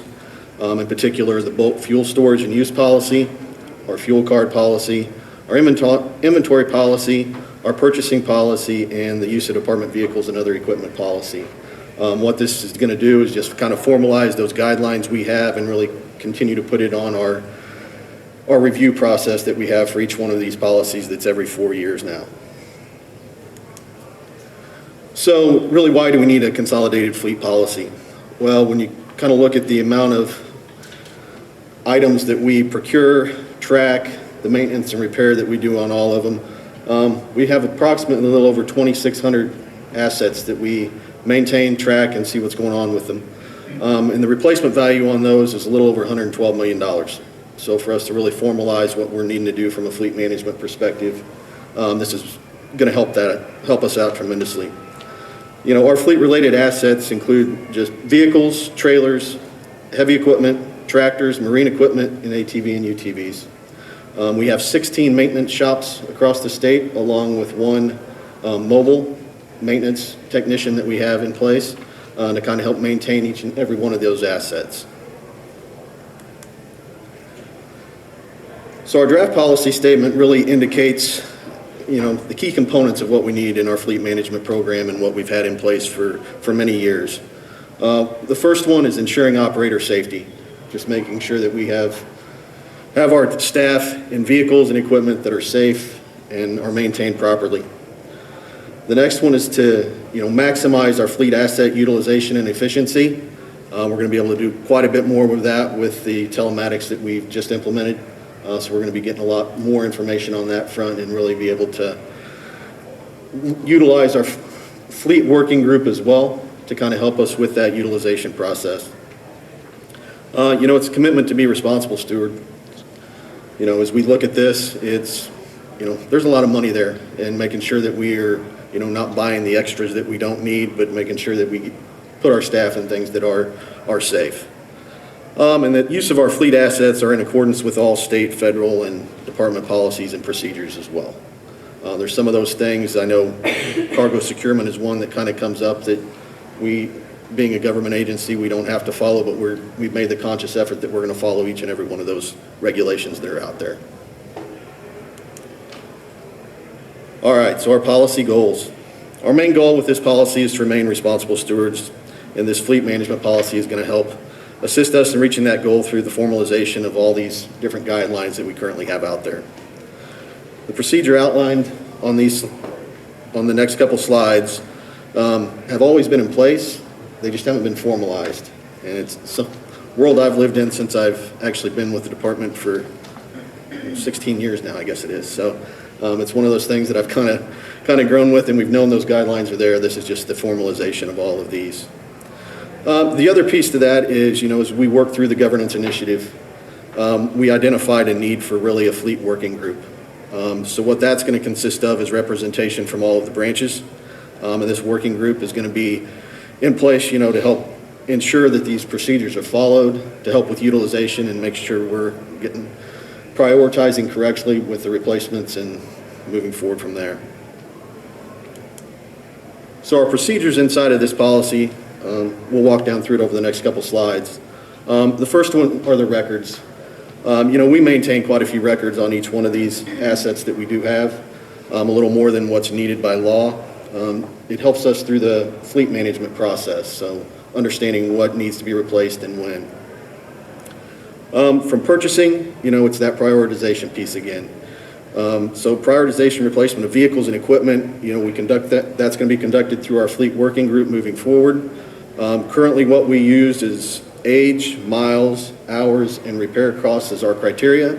And then we throw a kicker in on the side that says if it's in one of our priority geographies. It just kind of helps us line out that final prioritization if we have something that's kind of hits that tie number.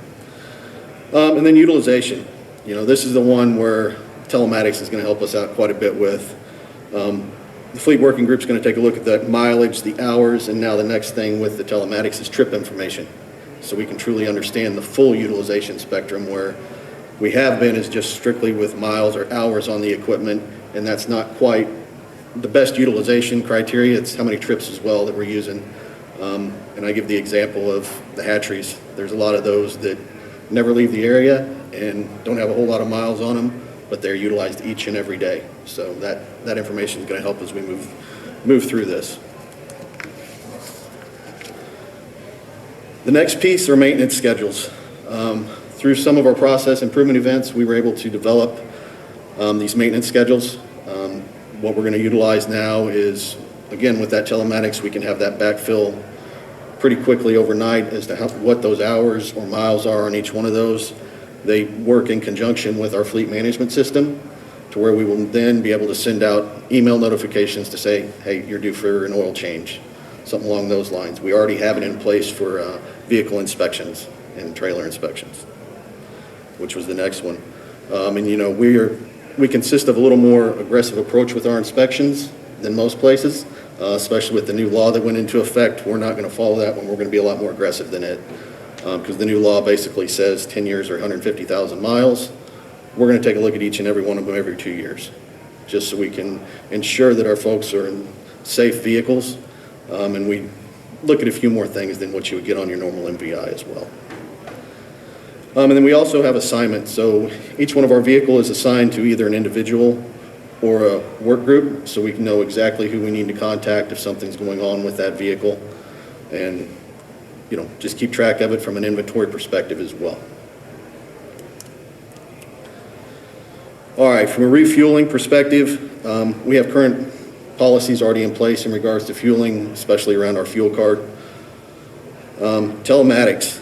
This was the new one we just implemented a little over a year ago on heavy equipment, and we piloted it on heavy equipment and our central office pool vehicles. As of April, we are now have it on each and every one of our vehicles as well. So we're starting to get some good information, and it's a lot of data coming across, to say the least. But it's a lot of good data for us, and we're working through the next phases of that as well. But just to give you a little background, the telematics device allows us to monitor, first and foremost, the diagnostics of the vehicle and equipment that's there, and that's what's going to help us kind of hopefully save some money in the long run on that side of things. Being able to capture when we see an error code come across, a maintenance code, that we can correct that before it turns into something larger. Help us again with vehicle usage. Key one we've had is potential collisions. So we get an email notification right away if it looks like a vehicle was in an accident. And we've had a couple of those.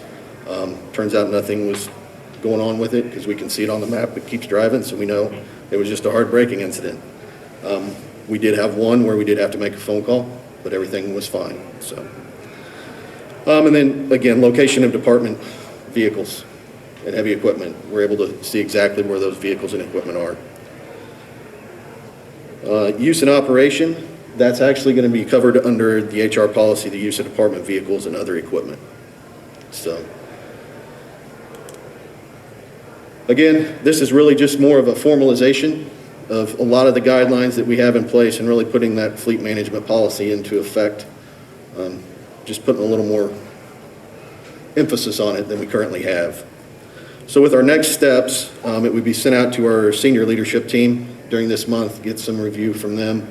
Any feedback, we would take that all in, make some adjustments, take it to administration in August for their review and approval, and then back to the commission for review and approval in September. So. Commissioners, have any questions for Jeff? Just one comment, and that is that, you know, this telematic system is really, really important. Oh, absolutely. It just makes a world of difference. I toured the equipment share operation here in Columbia. Are we in Columbia? Yeah, we are. Here in Columbia. We're usually in Jeff City, that's why I had to ask. And it's phenomenal, the information that they're able to capture on their vehicles anywhere in the country, or their equipment anywhere in the country, and know when it needs an oil change, or if it has some sort of problem within the engine or wherever.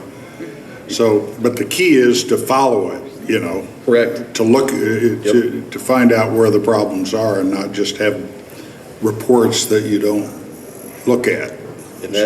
And that's our next step, is figure out how to handle all And the this data sooner that we're coming you in. put that in effect, the better, because it'll just save you a fortune. Yes, absolutely. I just have a quick follow-up. What platforms in our fleet, what types of our equipment are we putting the telematics on first? First, it went on all of our heavy equipment. So it went on all of our construction and agricultural equipment. It went on there last spring, along with our central office pool vehicles. So we've had a little over a year's worth of data on that. So actually, our next step, when we start looking at prioritizing FY25 replacements on the heavy equipment side, it's going to be using some of this telematics data to kind of help drive some of those decisions. The rest of the fleet, all the remainder of the vehicles, it was on there and finished up in April of this year, which I got to hand it to staff, being able for us to get that done. We did it in a month. We put over 1,000 of those units on in a little over a month, and it's just tremendous. Just needed everybody on hand to make sure that happened. So moving forward for FY26, now we're going to have enough data from the vehicle side of things to now that's going to play a key role in it, in our prioritization and replacement of when those need to occur. And also starting along with, hey, these aren't getting utilized. Somebody has a need over here. Can we make that move? Your questions? I just had one question. You had 16 shops, I think I heard you say? Correct. Do we do all our own maintenance, or sometimes do we have to go outsource that to a dealership? We have to outsource. Most of those shops are one-man facilities. So only Salem and Springfield have multiple individuals there. So yeah, we are outsourcing quite a bit. We're getting as much as we can done in-house. And the mechanics, when you look at it, they're working on anything from a chainsaw all the way up to a bulldozer. So they're working on anything and everything in between. So just with the amount of assets that we do have to outsource some of those. And we've actually just implemented a new procedure to ensure that we are capturing all of those outside vendor repairs. We just started a new process here 1st of July to ensure that when we see that in our financials, that we spent some money outsourced, that we have it coded directly to which asset that it's going to. Okay, excellent. Just a quick question.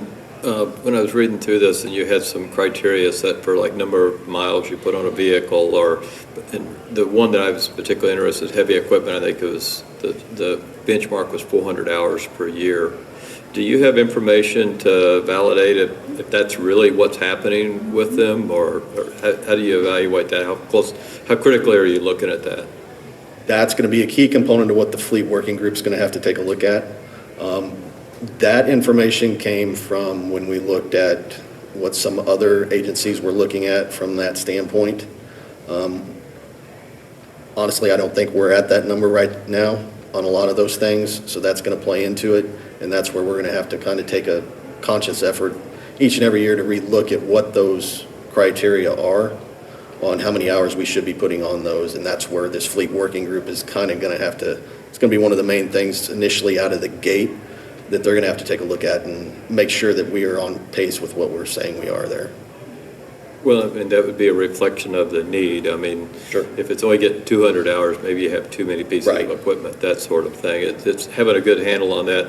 You know, when we were at Fountain Grove, there was a $250,000 tractor sitting out in the middle of a field, idle, that,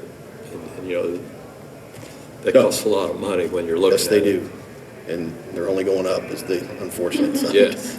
So that's a really important Right. number, particularly on those high dollar pieces of equipment. And we've kind of looked too is, kind of to offset that with some rentals as well. From a tractor's perspective, we have actually made the shift where we are no longer purchasing tractors. We're transitioning to when they're due for replacement, we're going to rent those tractors. From the contract that we have in place, it's better off for us to rent those tractors than it is to purchase them. Now, when we start looking at those higher dollar tractors, unfortunately, it's more cost effective for us to actually purchase those because you can't get them from a rental perspective long enough for the work that we need to have done. And that was actually kind of my next question. Are we doing those on a rental from a seasonal standpoint? Or are we doing them as a yearly lease? Or what's happening on those? That contract is actually a yearly rental through John Deere is where we're getting all these through. That's the contract that's in place, which actually also includes routine maintenance on it as well. So the price we're paying on it is pennies compared to what it would cost us to actually go out and purchase a lot of those tractors. And that's why we made that shift here 3 or 4 years ago. Thank you. Thank you. Enjoy all your archival photographs. I have to thank Jennifer for that one. And also thank you for taking the initiative to develop a comprehensive policy on fleet management. And we'll look forward to a presentation in September and hopefully be able to approve your policy, Jeff. Thank you. Sounds great. Thank you much. Speaking to Jennifer, next.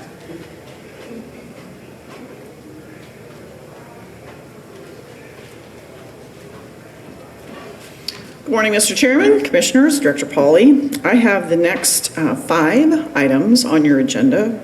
Each one is a request for action. Item number 10 is a recommendation for approval to dispose of the 92-acre Rosati Tower site in Phelps County via a competitive bid process.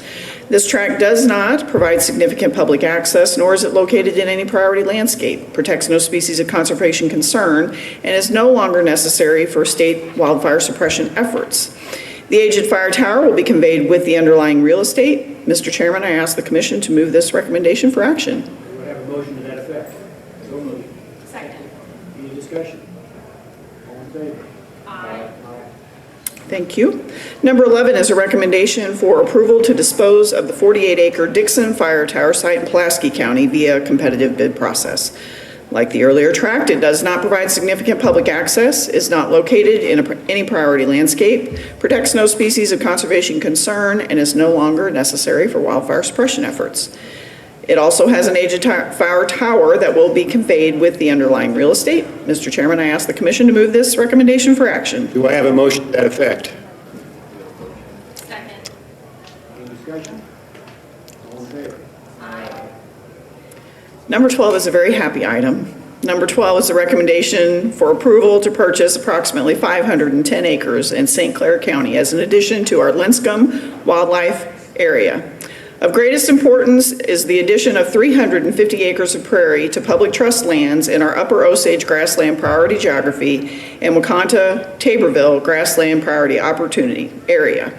Mr. Chairman, I ask the Commission to move this recommendation for action. Why is this such a happy item, Jennifer? This is such a happy item because we had an opportunity many years ago, had a contract in place with PFQF to acquire this property. We had actually had to formalize an agreement with them. This particular property that had this 350 acres of prairie was going to auction, and PFQF on our behalf, after endorsement by the Commission, acquired the property. About the time we had the contract in place and we're about to bring a recommendation to the Commission, we saw the Land Acquisition Authority stricken from our House Bill 19. So we've been in a process waiting for a decision from the Supreme Court. A few weeks ago, we got that decision, and needless to say, in the 2+ years that we've been waiting, land values have increased, and so we worked with PFQF to get a new appraisal, and want to make sure that we're paying fair price for it, and had to amend the contract, and so we're bringing it back for your recommendation. Good response. Thanks. Well, I have a motion to that effect. Second. Any discussion? All in favor? Aye. Next item. Next item. Number 14 on the agenda is a recommendation for approval to secure a conservation easement on approximately 1,822 acres in Oregon County through a U.S. Forest Service Forest Legacy Program grant. The tract includes 2 miles of frontage on the 11 Point River and is located within the 11 Point Stream Reach and Reference Watershed Conservation Opportunity Area. It is also in the Current Rivers Priority Hill Forest Current River Hills Priority Forest landscape and is an Audubon important bird area. The section of stream provides critical habitat for the federally endangered Ozark hellbender and the globally imperiled coldwater crayfish.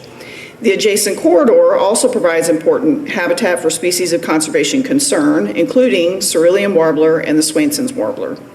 Securing this conservation easement will ensure the tract will be protected and managed for conservation purposes in perpetuity. Mr. Chairman, I ask the Commission to move this recommendation for action. Do we have a motion to that effect? Second. Any discussion? Is that a eastern hellbender, Margie? I don't know. Okay, I just asking. I only took Ozark. the tour. I'm not the new hellbender expert. Jennifer will answer the question. We're protecting the Ozark hellbender, so Okay. that's what we Okay. get done with this property. All right, okay, call the question then. All those in favor? Aye. Aye. Thank you very much. Can you go back to 13? Dade County. Oh, thanks. Gosh, skipped right over it. I was so excited about the other two. Yeah, number 13 is a recommendation for approval. Gosh, Aaron would have killed me. Sorry, Aaron. Number 13 is a recommendation for approval to purchase approximately 137 acres in Dade County as a new conservation area and to name it Suns Creek Conservation Area. Acquisition of this tract is important as MDC and its partners continue to focus on establishment of a restored, diverse grassland in a soon-to-be-established new grassland priority geography. Mr. Chairman, I ask the Commission to move this recommendation for action. Do we have a motion to that effect? So moved. Any discussion? All in favor? Aye. Thank you very, very much. Thank you, Jennifer. Okay, we have a presentations coming up. Jason? Yeah, if you would give me a few moments to let us welcome in the guests for the presentation. Please do.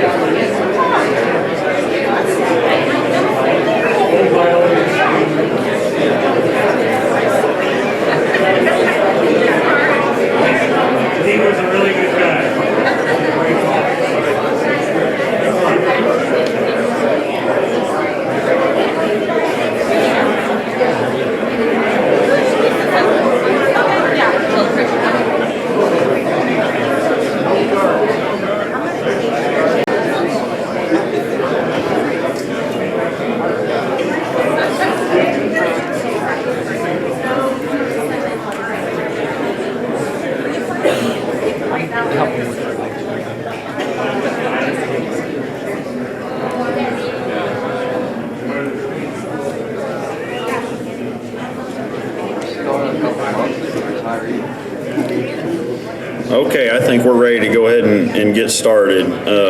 Certainly humbled by the presence here. It feels and sounds a little bit like a conservation family reunion. And I think that's a reflection of the two individuals that we are going to recognize here today and the significant impact they've had on many of us and many in the room. And so thank you all for being here. So good morning. It is still morning. My name is Jason Sumners, and I have the great pleasure of serving the citizens of the state of Missouri as your Deputy Director of Resource Management for the Department of Conservation. I also chair the Master Conservationists and Conservation Hall of Fame Screening Committee. For the members of the public joining us here today, I'd like to take the opportunity to introduce to you the members of our commission. Commission Chairman Mark McHenry, Vice Chairman Steve Harrison, Secretary Margie Eckelkamp, and Member Barry Orslin. Also here today is the Director of the Department of Conservation, Director Sarah Parker Pauley, Deputy Director of Business Operations Jennifer Batson Warren, and Deputy Director of Engagement Aaron Jeffries. The Conservation Commission recognizes individuals who've made substantial and lasting contributions to conservation with either the Master Conservationist Award or by induction into the Conservation Hall of Fame. We have the good fortune today to recognize one individual of each of these honors, starting with an induction into the Conservation Hall of Fame.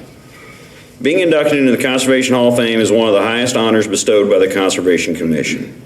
The Hall of Fame pays tribute to deceased citizen conservationists and former employees of conservation-related government agencies who made substantial and lasting contributions to the fisheries, forestry, and wildlife conservation efforts of the state. To be eligible, an individual is required to have performed an outstanding act or demonstrated dedicated service resulting in major progress in conservation on the resources entrusted to the care of the Commission. The Missouri Conservation Hall of Fame was created by the Conservation Commission in 1988. Since that time, 47 individuals have received that honor. Today's inductee, Mr. Lee Redmond. Lee devoted his career to producing quality fishing and was undoubtedly one of the most highly recognized fisheries scientists nationwide. Lee's ability to try new management techniques and report the results to other fisheries professionals across the country was one of his hallmark traits that earned him and the department recognition as a leader in fisheries management. Lee worked for 37 years for the department, serving as a fisheries research biologist, fisheries management supervisor, and assistant fisheries division chief. He was widely recognized as an expert in the art and science of warm water fisheries management. He was a pioneer in developing the use of size limits for black bass and other warm water species throughout the state on large reservoirs and small impoundments. Although universally accepted today, during the early 1970s, when Lee first recommended the use of size limits on black bass in Missouri impoundments, the use of size limits was a controversial management technique. Lee's management proposals using sportfish size limits for improving the quality of fisheries was definitely innovative. Missouri was the first state in the nation to open a new reservoir, Stockton Lake, with sportfish size limits on black bass, walleye, and later crappie. The improvement of the sportfish population and the angling quality by using size limits was recognized and greatly supported by anglers. The Stockton Lake size limit study was so successful that other large reservoirs in Missouri and other states followed suit. Lee also played a major role in establishing the first urban fishing programs in the nation in both St. Louis and Kansas City. He hired fisheries biologists to intensively manage urban waters for the thousands of anglers who fish these local waters. Lee also drafted the original Missouri Municipal Lakes Program for the state of Missouri, which later evolved into the highly successful Community Assistance Program. Lee was also proud to work for the department, and it showed in his recognition as a leader in the American Fisheries Society, or AFS. AFS is the largest professional organization of fisheries scientists with over 9,500 members. Lee was instrumental in establishing the fisheries management section of AFS, which became the largest section within the society. He also served as the first chairman of this popular section and was elected AFS president from 1994 to 1995. Lee worked at the national level through AFS to pass expansion of the Dingell-Johnson Act that routed federal revenues back to the states from funds collected as excise tax on sport and recreational fishing and boating equipment. The expansion resulted in an increase in federal funds to Missouri that allowed the Streams for the Future management program to be developed. Staff were hired and trained in the science of stream habitat. The Streams of the Future program also resulted in the development of the nationally recognized Stream Team program, which now supports thousands of stream teams. Wherever Lee went, he was recognized as a national leader and an innovative fisheries scientist, an advocate for the aquatic resources, and team player who used his genuinely friendly disposition to bring others together to resolve conservation issues. At this time, I'd like to invite Lee's wife, Marg Redmond, up to accept the Hall of Fame plaque, along with other family members she'd like to join her.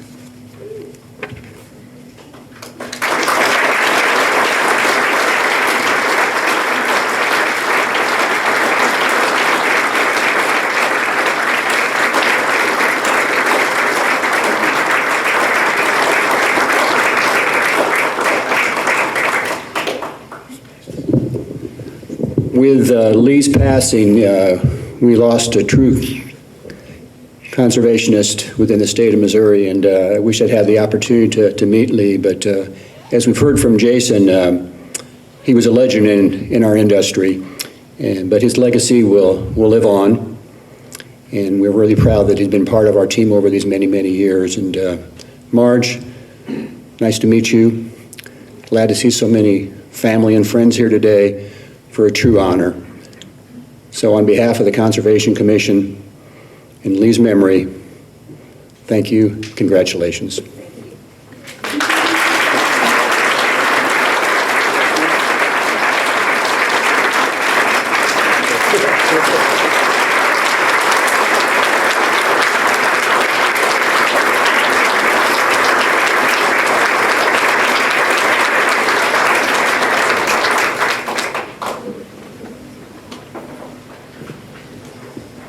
And now we have another very special individual to recognize with the Master Conservation Award. This award honors living or deceased citizen conservationists, former conservation commissioners, and employees of the conservation-related agencies. To be eligible for consideration, the individual nominated must be or have been a member of Missouri Conservation Community who meets at least one of the following criteria: a citizen who performed outstanding acts or whose dedicated service over an extended period resulted in major progress in fisheries, forestry, or wildlife conservation in Missouri, an employee of a conservation-related government agency who performed outstanding acts or whose dedicated service over an extended period resulted in major progress in conservation in Missouri, or a former conservation commissioner who provided outstanding leadership and direction as a conservation commissioner and demonstrated outstanding acts as a citizen in conservation of fisheries, forestry, and wildlife conservation. Since the Master Conservationist Award was established over 80 years ago in 1942, only 67 individuals have been honored, including today's awardee, Dr. Lonnie Hansen. It is my great pleasure to highlight the important conservation work of this very special individual. Over his 30-plus years with the department, Lonnie time and time again moved management of the deer resource and the agency forward. Throughout his career, Lonnie was one of those biologists who was a true public servant. He saw benefiting the Missourians he served as job one, and he focused his efforts towards mastering one simple yet arduous task: listening to others. Lonnie was a renowned scientist, which means very little to folks at the Corner Cafe in Winona or Harrisburg. Lonnie understood scientific horsepower alone will not bring about management and policy success. He was always available to his stakeholders, both internal and external, no matter what the cost to his time and schedule. Lonnie demonstrated exceptional leadership, exceptional public service, innovation, and willingness to take calculated risk, as evidenced by his efforts to lead the department in a new direction in the management of the state's deer resource. Beginning in the late 1980s, he designed and implemented a series of large-scale research projects designed to collect reproductive and survival data. This data allowed the department to set meaningful harvest quotas and manage the burgeoning statewide deer population and its ebbs and flows. During 2004, Lonnie led a process of social and organizational change, a far-reaching effort to adapt a new direction in the management of the state's deer resource, with a keen eye towards balancing the needs of hunters, landowners, and the general public. The magnitude of change that was successfully implemented due to his diligence, foresight, and tenacity was nothing short of remarkable. Again, in 2008, with new challenges facing the deer resource, Lonnie traveled the same path with the same goal in mind. He effectively engaged and measured public opinion, crafted one of the most extensive efforts to engage the public that the agency had ever conducted. Lonnie launched groundbreaking internet exposure, including video presentations of potential deer season changes and the opportunity for the public to comment online. In the mid-2000s, it was Lonnie who led the design and implementation of an electronic system to sell and collect biological harvest and hunter demographic data. Telecheck, as it was called in Missouri, began a national trend towards harvest management and permit sales into the new century. Additionally, Lonnie and his coworkers always set in place a means to evaluate any change implemented by the Conservation Commission from both the social and biological perspectives.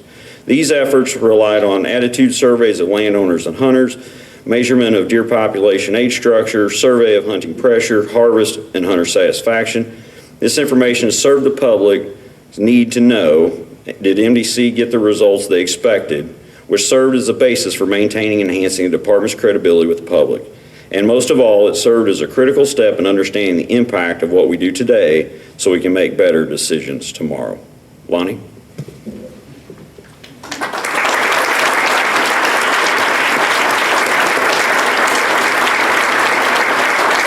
Congratulations, Lonnie. Glad to again have you part of our team. Appreciate your service. So on behalf of the Conservation Commission, congratulations, Lonnie.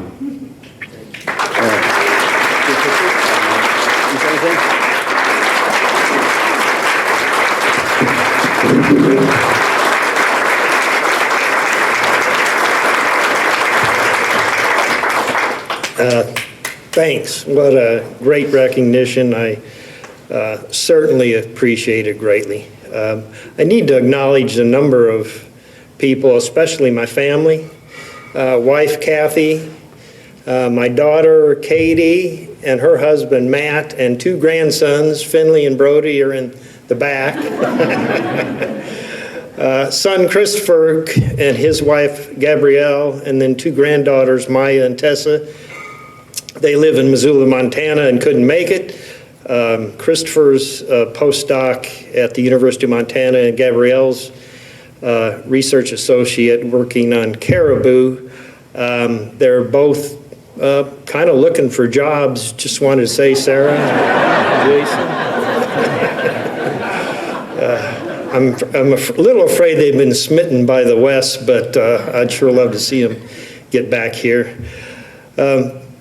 And then my brother's here somewhere, and his wife. There's Rick. Some of you probably know Rick. Probably worked with him. He was a wildlife biologist with the Fish and Wildlife Service out of Ecological Services. So I'm glad to have them here also. There are literally hundreds of people I could thank just based on what they've done for me and for my career. And so I can't and hesitate picking out individuals.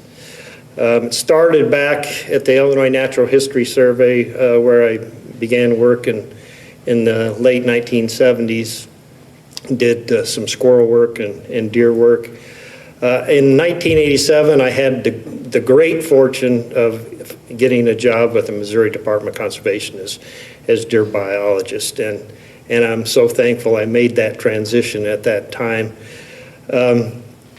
I've been always surrounded by great people, people that work for me, people that work with me, wildlife and fisheries research biologists, outstanding scientists, outstanding individuals, very dedicated, many of whom are every bit as deserving of this award as I am. I had a series of supervisors and administrators that were always supportive of what we proposed and what we did. I can't say enough about them either.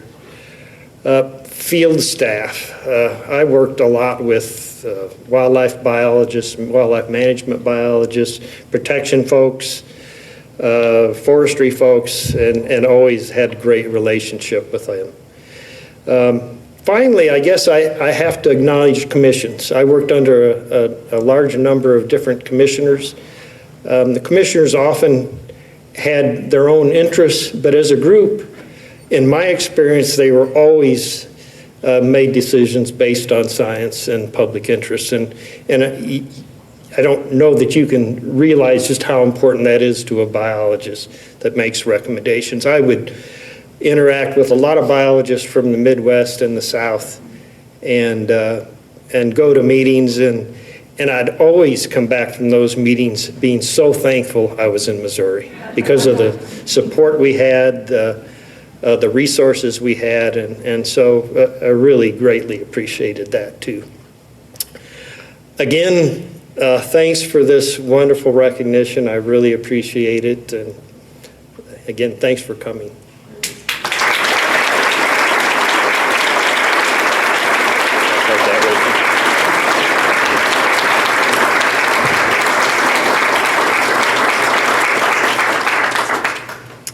Well, thank you all for coming. That concludes our ceremony. We'll have refreshments afterwards. Got one more presentation. Yep, we got one more. We have one more presentation. So again, Lee's family, friends, Lonnie's family and friends, thanks for being here. We do have a reception in the back. I think there's some cookies and drinks. So we're going to have one more presentation and then we'll wrap it up. Margie, Steve, Barry, Sarah's behind me. Sarah showed a slide earlier in her presentation of Barry with, I think, a big brown trout, and acknowledged his service. And so we're going to take that a little step further, and we're going to honor Barry again for his service on the commission. I first joined the commission. I had kind of a little preconceived notion about what commissioners were, and I thought about who I was going to meet on the commission.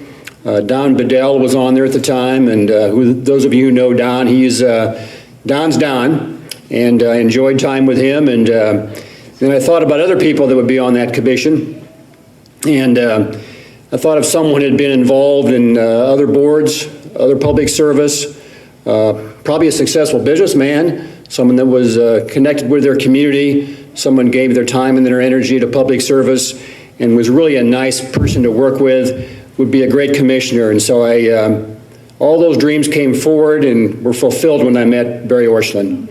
And I've really enjoyed working together with you, Barry, over these years. We had a nice event last night, and we're having a nice event today. And so I know you're not leaving us right this moment. You'll be with us for a while longer, but it's been a real pleasure, and we really appreciate your service, and God bless you, young man.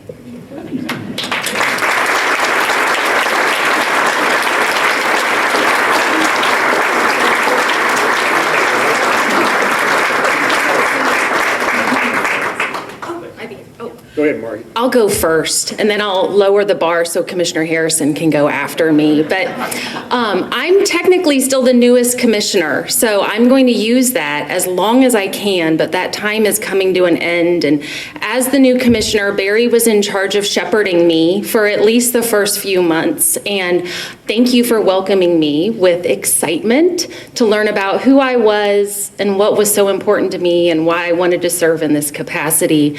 And Barry himself is amazing at leading with such generosity and humility. And that's the greatest thing I learned from you, sir, so thank you. Just say briefly, Barry, your accomplishments, everybody knows that. We really appreciate everything. One of the greatest qualities of you is your leadership is it's always the same. You never get excited, no matter what the emotions or anything. And a lot of times we have some pretty heated discussions, and there's a lot to learn from you. And we really appreciate the guidance from you. Thank you, Steve. So I'll just wrap up on behalf of the agency. Yeah, we talked about his singing skills last night, so we won't make him sing a little Louis Armstrong this morning, though I think that would put everybody in the mood. But I think everyone in this room is very well aware when you serve on this commission, yes, there's a long legacy of integrity and character and the authority, the constitutional authority that goes with it. But at the heart, these people are public servants. They do not get paid a dime for the countless phone calls, the hundreds of pages of material we ask them to read and come prepared for at each meeting, the countless considerations and decisions that they have to make. These are at their heart true public servants, and Barry Orscheln absolutely exemplifies that. But I can tell you this gentleman also exemplified a support for staff at the Department of Conservation that I'm not sure I've witnessed in my career.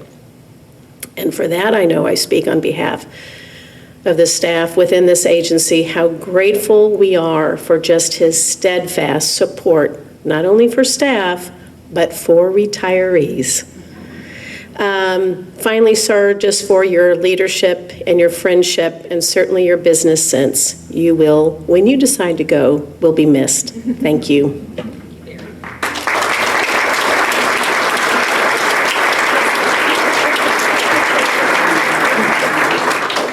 Well, I wasn't ready for this. Last night was enough.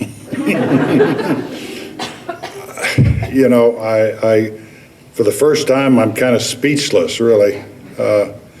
I fell in love with this department as soon as I began to get involved in the first meeting, which I was late for. And, you know, my dad always told me, he was a very successful businessman. He says, you know, son, the most important thing that we have to do is take care of our people. They're our number one asset. And I've always believed that. And I can tell you, we've had, in our past, before I joined the Orscheln Group, they had unions, and we were successful in treating the non-union people, because there was a choice, you could join the union or not. We treated our non-union people better than the union people. And so it didn't take long before they said, we don't need a union any longer. And that was maybe the first time that I truly recognized even the financial benefit to an organization of taking care of your people. They're your number one asset. And that's what we do in our companies, and that's what I'm glad we're doing here. So thank you very much.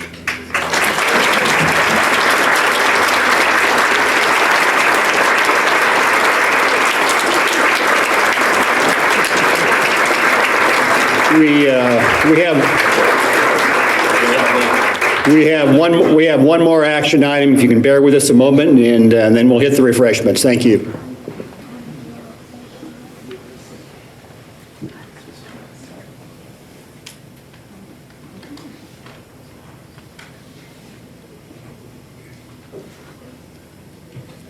Okay, the next item on our agenda is election of officers for the upcoming year. Nominations are now in order. I'd like to nominate Steve Harrison as chairman, Margie Eckelkamp as vice chairman, and Mark, you're taking the low end of the totem pole now as treasurer. Secretary. So do we, with that in motion being made, all in favor? Aye. Aye. Okay. That's a wrap. Okay. We're